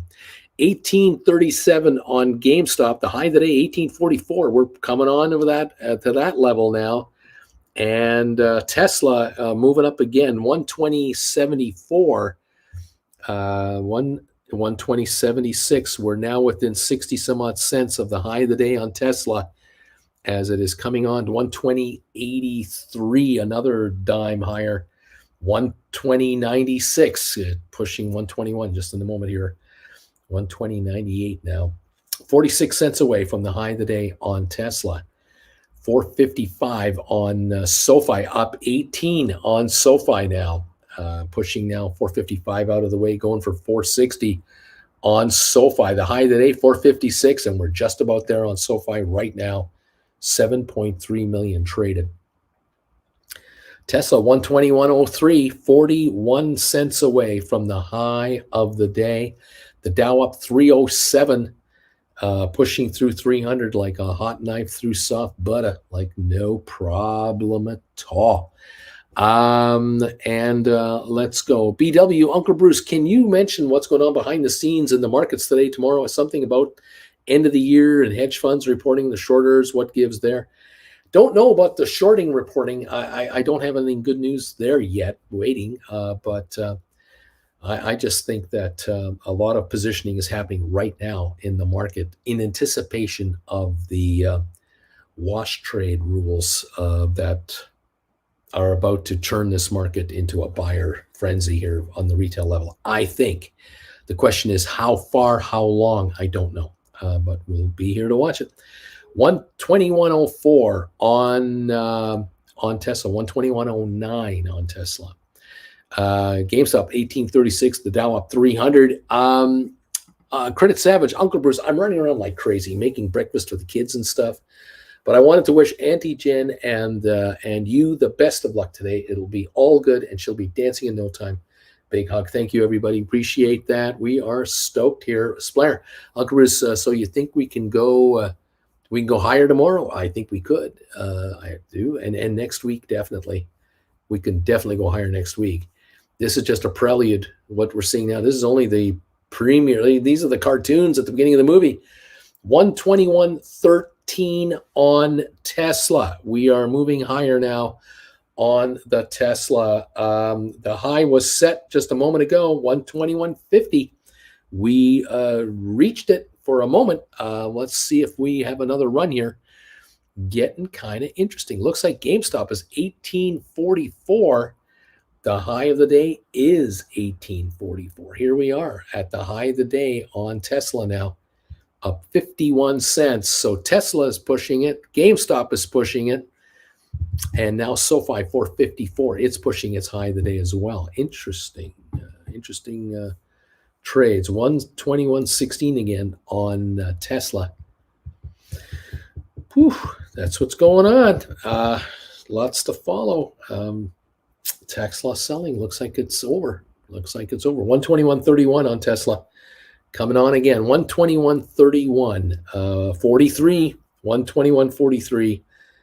Going through the resistance here, these highs yet again. 121.66 has been touched on Tesla. We're pushing, we might be pushing 122 on Tesla now. 871 is the gain so far as I can see it at the moment. 871 higher on Tesla today. GameStop 1844, 300-point gain on the Dow. SoFi 454.5. Apple up 238. We've got gains everywhere coming in. We're watching it from all angles. 312 Dow points and climbing. We've got S&P up 54 now. That's 1.45%. We got the NASDAQ up 201. That's a 1.98%. That is double the Dow. The Dow up 300 should be up 600 to match NASDAQ. This is where the buying is coming from. Interesting to see. 121.42 on Tesla. Interesting numbers going through. Well, how about all that? Thumbs ups number now 172. We need 28 more thumbs ups, everybody, and we'll have our 200 thumbs ups for the day. Thank you all for coming through already with the 172. Appreciate that. Okay. A most interesting opening salvo here for the day. Okay. And let's see, interest rate wise, the 10-year US 3.86, zeroing in little by little into the 4% neighborhood. Futures, the currencies, 106.5 on the euro, pound at 120.35. Those are slight gains for those guys at the moment. Over in Asia, we had negative numbers there, 0.5 percentage point-ish. The European markets are all green, but none of them are up more than 1%. 0.6, 0.7, 0.9, a little movement there. The United States oil market down 132 to 77.64. And we're up 320 on the Dow Jones. That is pushing the highs of the day again on the Dow Jones index. Very interesting there. BW says a Financial Times plot chart. 2022 is the worst year ever for stocks and bonds since 1871. So anyone complaining stocks are down and it's somebody's fault doesn't understand the markets. How about that? Interesting. We've got a 121.36 quote now on Tesla. Last trade. GameStop is sitting at 1830. With the Dow up 319 on the session. Okay. New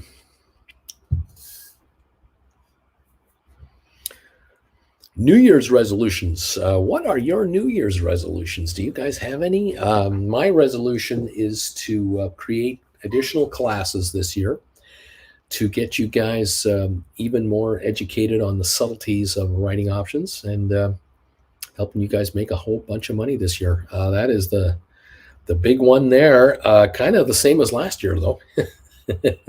336-point gain on the Dow, by the way, 337. 1835 on GameStop, 180 on Moderna. Tesla 121.89, new high.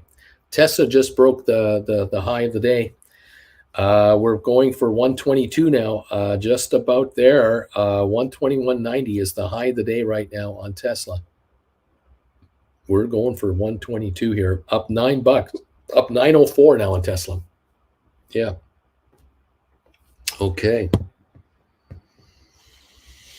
459.5 on your SoFi. We're going for 460 plus. We've done it already. 9.2 million on your SoFi. Moving up 22 cents today. And we're now pushing 129 on Apple, 128.87 here. HPQ up 57, Google up 180, Amazon up 188, Home Depot up 494, Cisco up 53, Netflix up 1254 again, Pfizer up 58, IBM up 191, Microsoft is up $4, Vanik up 628, Adobe up $7, Goldman up 250. We got some nice gains showing up here. 326 on the Dow. More coming. Oh, Jen, thank you so much. You're fasting, aren't you? I know. Is this hard to do? No, because I don't know. I don't eat. Yeah, I'm not a fall out of bed and eat person. That's true. Yeah, so that this is easier.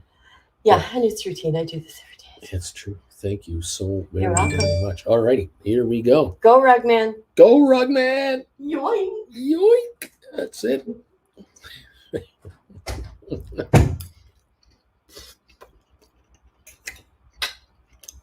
It should be fun today. When the surgeons ask Auntie Jen, you have any questions for us? Yeah. What do you think about Rugman? And you're going to go, huh? What about Rugman?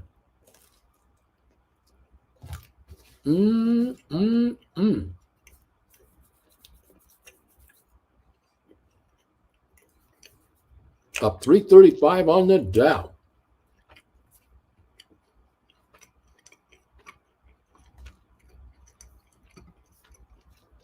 Marcus, Uncle Bruce, how do you decide when to start selling Tesla covered calls?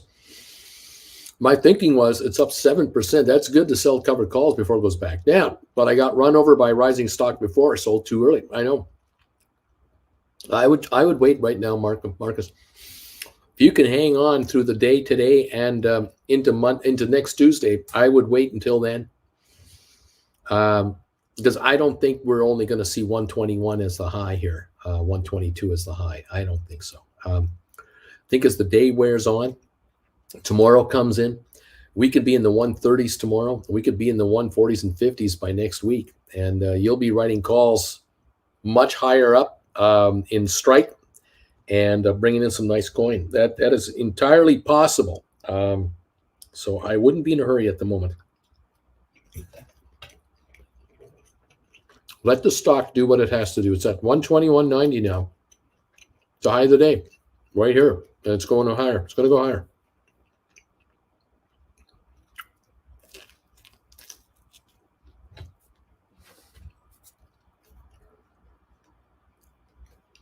Look at the volume on Tesla. 62 million. The turn. We're into the turn here.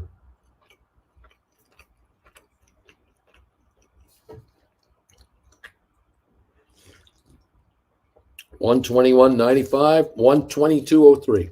Just broke 122 on Tesla. Bobby, not today. Today is go AJ. Splair 467. My next bill for January gets paid on eToro. Come on, SoFi.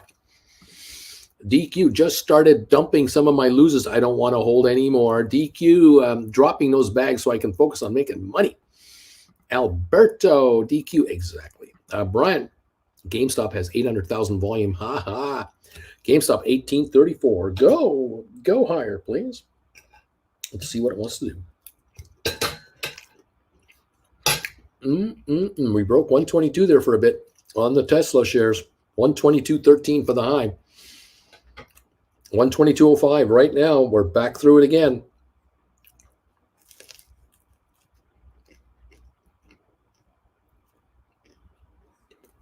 Dow's up 333. We have eliminated yesterday's losses. Just about. 340 on the Dow. 340 gain.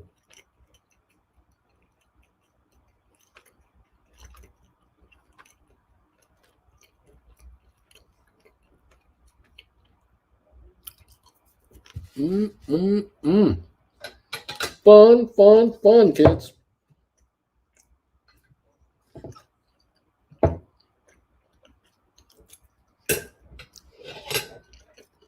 Thank you all. Alex, Uncle Bruce. I sold $26 calls expiring February on HPQ. The stock tends to rise with the Dow. I'm wondering about buying back at about break even and sitting on them a couple of days. HPQ 27.10. We're up 56 cents. What to do? DQ Alberto, dumping what I can now for taxes and going to dump the rest in 2023. Alex, or should I just fold my arms? Sold them for 205 right now. Alberto DQ, I'm with you. Well, you can buy them back and sit on the sidelines a little bit, see if this market has a bit of a pop to it. And then perhaps you'll rewrite the exact same calls, or you'll write calls at a different strike price, perhaps a little further down the line. These are Febs. You may write Febs again. You might write Feb 27s. You might write March 27s, maybe 2750s. It all depends. See what this market has. We're up 55 on HPQ today.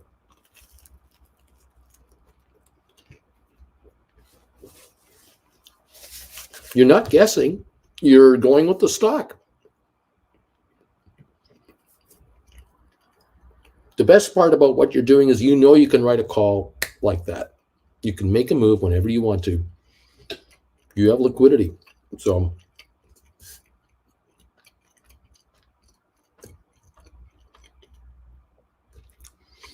here's a good comment. Marcus, yes, sir. Waiting patiently for the right moment to write options is one of the most difficult parts of writing options. Folding my hands is not a natural position for me. Big learning curve. You are an assassin. You have to wait for your target. Exactly. Alberta, watching you eat while on surround sound like you're chewing that bagel behind me scared me. DQ, the bagel is calling from inside the house. Alberta seriously scared me, laughing out loud. Gamestop 1822, just kind of hanging around. Tesla 121.58 to 121.99 is what we seem to be doing here at the moment.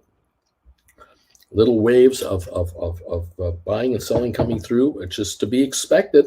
It's what we should be getting now.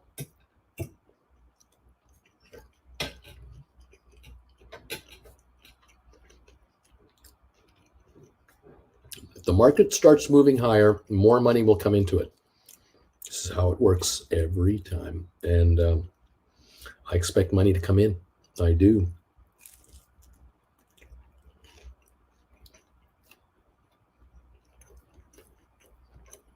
$330 gain on the Dow. $330.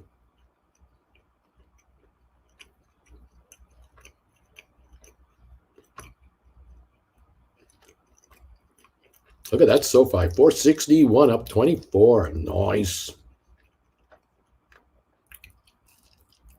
Apple 129.36. Nice.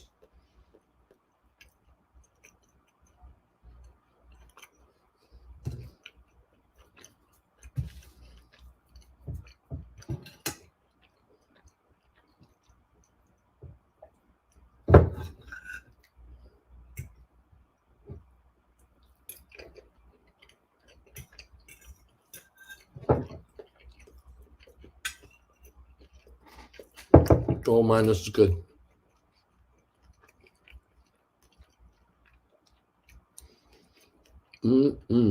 Yeah, don't be surprised if Apple, Microsoft, Google,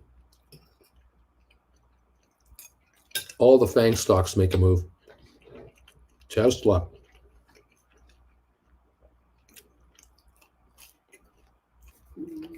Don't be surprised.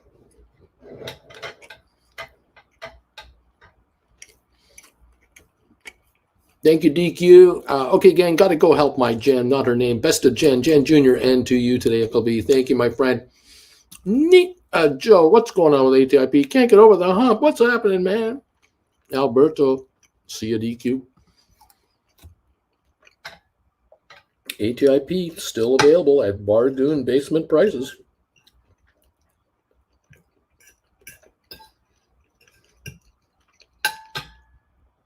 think some of the other stocks are showing you the future of ATIP. Stocks are moving.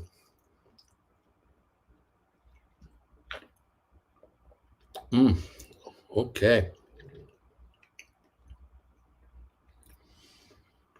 121.74 on Tesla.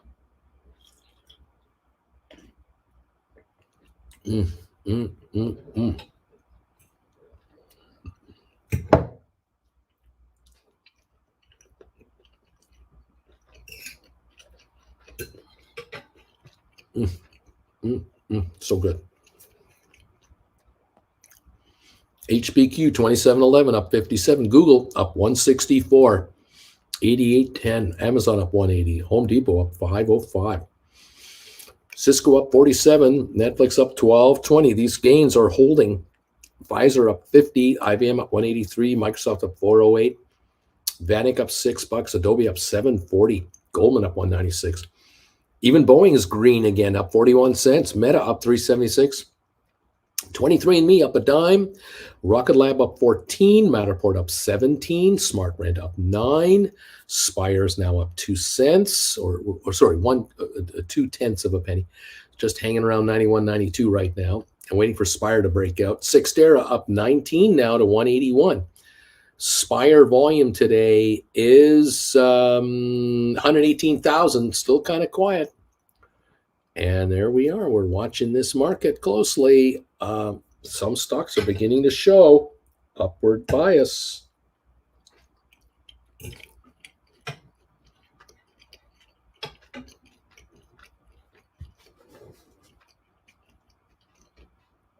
Apple 129.52.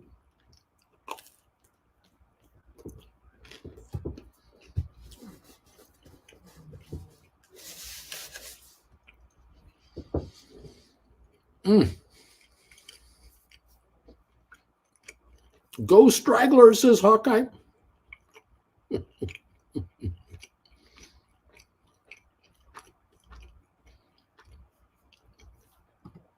Uncle B, what kind of a market cap do you think GameStop could recover to?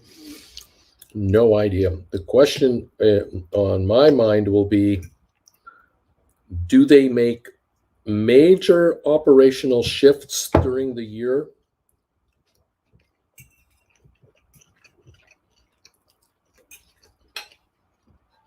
Will they adjust the number of stores? Will they change the store layouts? Will they announce a strategy to set up super centers rather than small 1,000 square foot stores like they have in the past? Are they going to go from 4,200 stores or 4,800, whatever the number is, down by a third, down by half over the next year or two, and announce they're going to go into maybe 1,500 superstore centers, like really larger GameStop centers in lower rental areas, like big box locations, where parents take their kids now. Mom and dad want to go to Target. They want to go to Marshall's. They want to go to other big box retailers.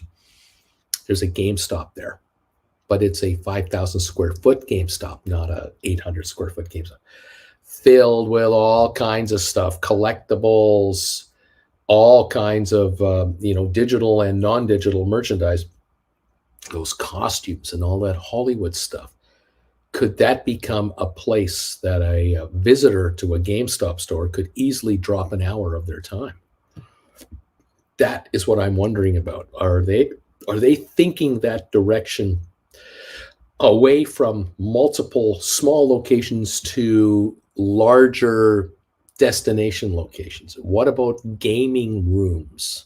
Are they thinking of establishing virtual reality gaming rooms in the superstores? No one's calling me to tell me. I'm just speculating about what could happen here. It could mean that with 1,500 locations instead of 4,500, you're going to have way fewer leases to negotiate, number one. Number two, way less per square foot rental costs on average, way fewer business taxes to pay, way fewer employees to employ, but much more merchandise per location to offer, which makes each location a much more efficient location with much more merchandise available. And you might have a scenario where people order online for GameStop stuff, pick it up at the superstore this Wednesday. You just ordered in the new game. You just reserved yourself a game. It'll be waiting for you at your local superstore, GameStop. Is that the next phase? More efficient moving of merchandise, fewer bodies to move just as many pieces. That improves margins. I'm wondering, is that in their psyche? I don't know. They don't call to ask. I don't know. Yeah, in Dortmund, we went from 2 stores to 1. Splair, honestly, the second one has a lot of space for merchandise. Brian, I'm trying to sell a GameStop covered call. April 20 for 360 and an April 1875 for 4. Let's see if my stink bid hits or not, says Brian. Beach Boy, please check PayPal for a Gen donation. Let's take a look. Where am I? Oh, I'm supposed to be over here. Oh my goodness. Oh my gosh. Oh boy. Holy moly macaroni.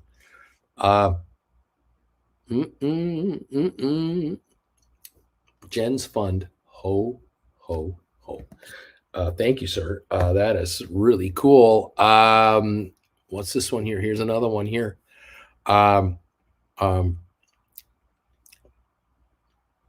Amazing. Thank you. Thank you. And thank you.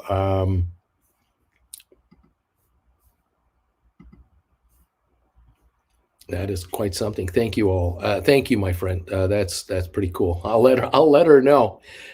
She's not here at the moment. She's in another room. Very, very generous. Thank you, my friend. JR, my daughter used to work for GameStop. They had to ban certain parents and kids because they thought GameStop was the babysitter when mom and pop went mall shopping and the kids went nuts. You see, and there is what I used to experience when I had my store in the shopping mall selling. At one time, I had a sports card store, comic book store way back in the early 90s.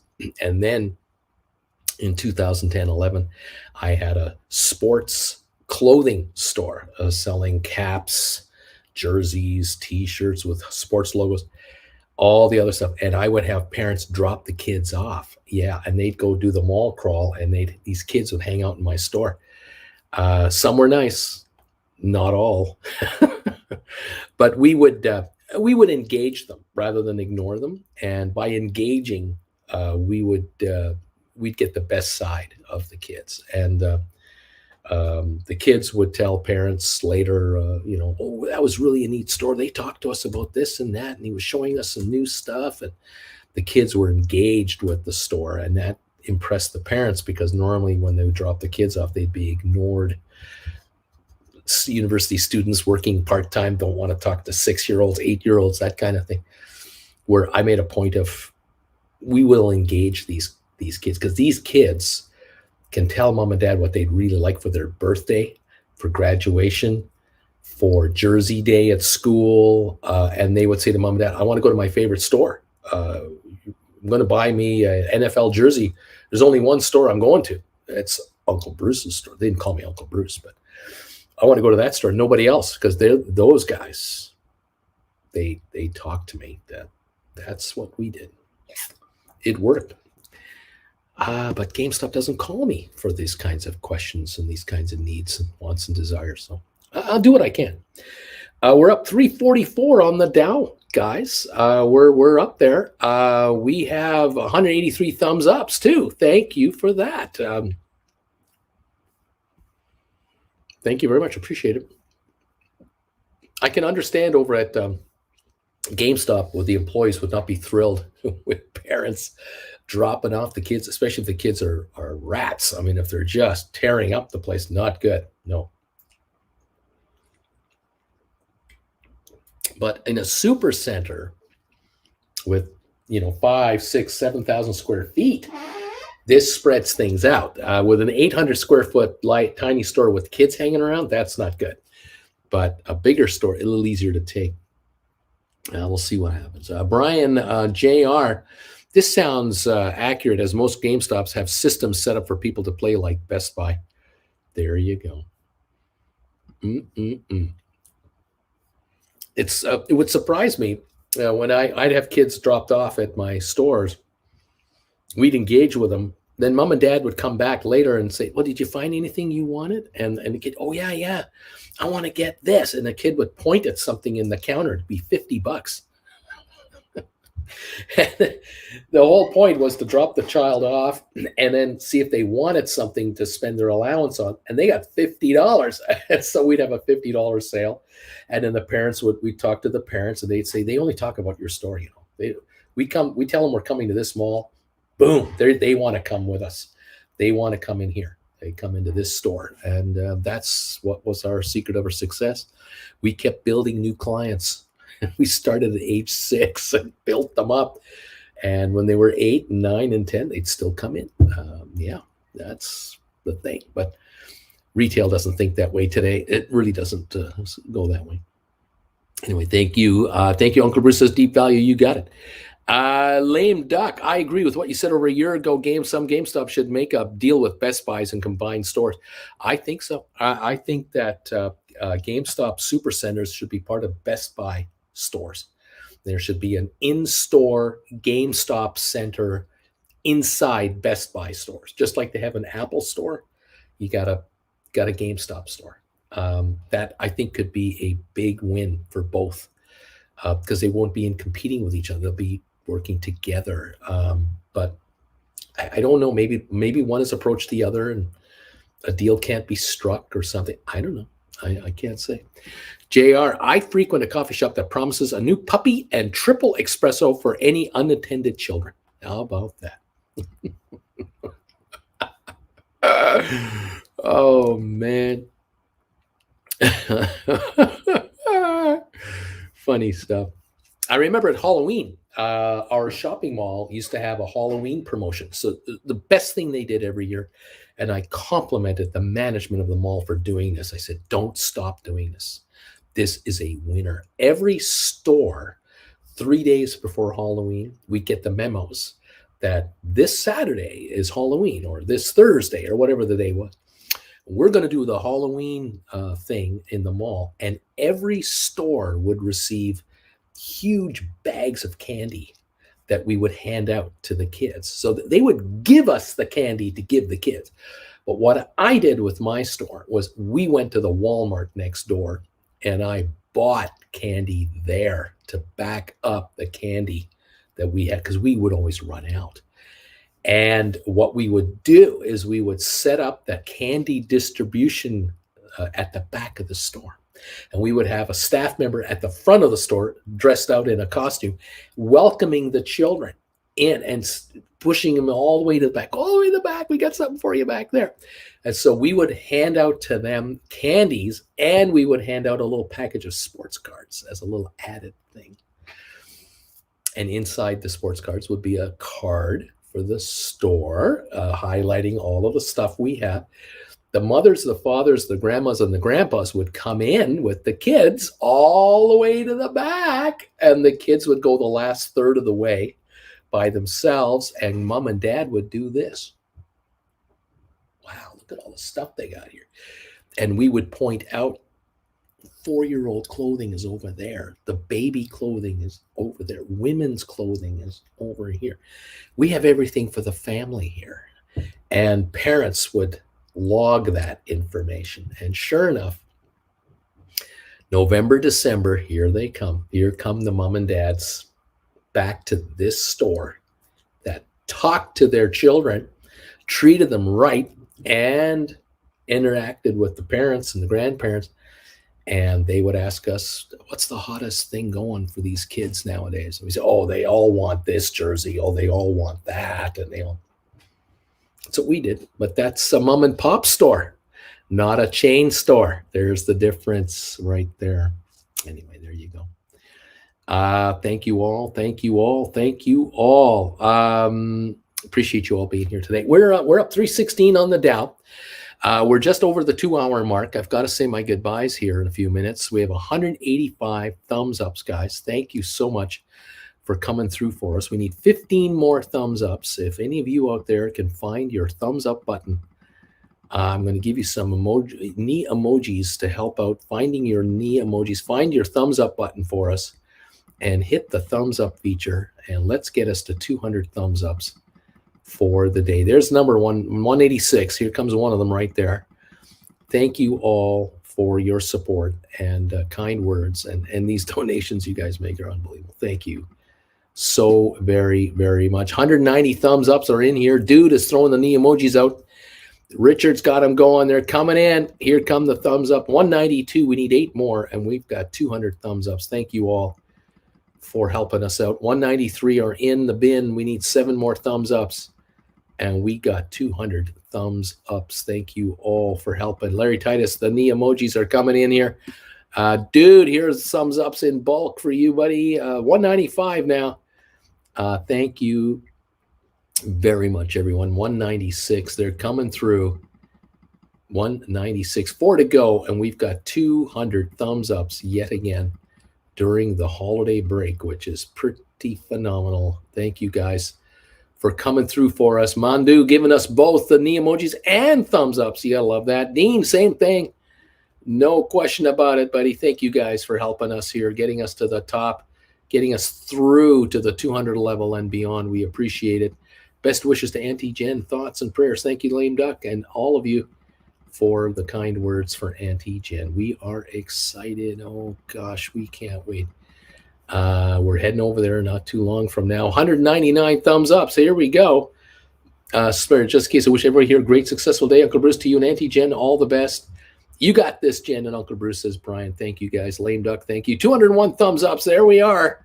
We got 200 plus on the thumbs up meter. Thanks to all of you helping out yet again. Thank you so very, very much. That is fabulous. Absolutely beautiful. Nothing prettier than to see that. We are now with a 309 gain on the Dow, kind of hanging on to all of it. Doesn't want to give it back. But GameStop at 1835 up 43. Moderna 180, 194. We got ATIP now down just 0.4 of a penny. We got Tesla 121.57. The 121.63. The high of the day for Tesla today is 122.25. 122.25. We're at 121.57, 121.60, and climbing again, it looks like, heading towards the high of the day, and I think we'll go higher than the high of the day today. I'm pretty sure. Zeta State 201, buddy. You did it. Dude, you did it. John Anderson, thank you, buddy. Thanks, everybody. Thank you, John Anderson. All of you, thank you so much for joining me today. I won't be on this afternoon. Won't be on today for the final hour. You're on your own. You know what to do. You Tesla traders, you just sit tight. Don't even flinch if this backs off at all. Don't flinch. We got to get through tomorrow. We got to get through Tuesday. So just hang tough. It's the hardest thing to do, but you're going to be rewarded, I am certain, on Tesla contracts and premiums. So just hang tight. JR, Uncle Bruce, if you would, a small update on AJ later would be nice. Howdy, partner. Best wishes for speedy recovery, Auntie Jen. Hawkeye, Uncle Bruce, and Auntie Jen. Soothing hospital trip wishes you both to both. We'll try to do an update maybe through the community tab, but we're going to be we could be a while before we come out. It's a question of when they release Auntie Jen. There's no time frame here. This is kind of one of those we don't know. So just bear with us, and we'll do the best to keep you posted. But you'll definitely know more tomorrow for sure. All right, everybody. Thank you all so much. 121.95 on Tesla, going for another high within 30 cents of a new high of the day. Thank you all. We'll keep you posted as best we can. Plus 300 on the Dow, 1839 on GameStop. So go markets, go. 461 on your SoFi. Good day there. 24.5 cent gain today. Nice. Beautiful. And Splair, I make today a Lego Seinfeld unboxing. John Gill, good luck to Jen and Splair, folding my arms on options. Right on. All right, guys, have a good one. We'll see you tomorrow morning on the Early Alert Show. And keep an eye on your markets. We'll talk to you a little later. Have a good one. Goodbye for now.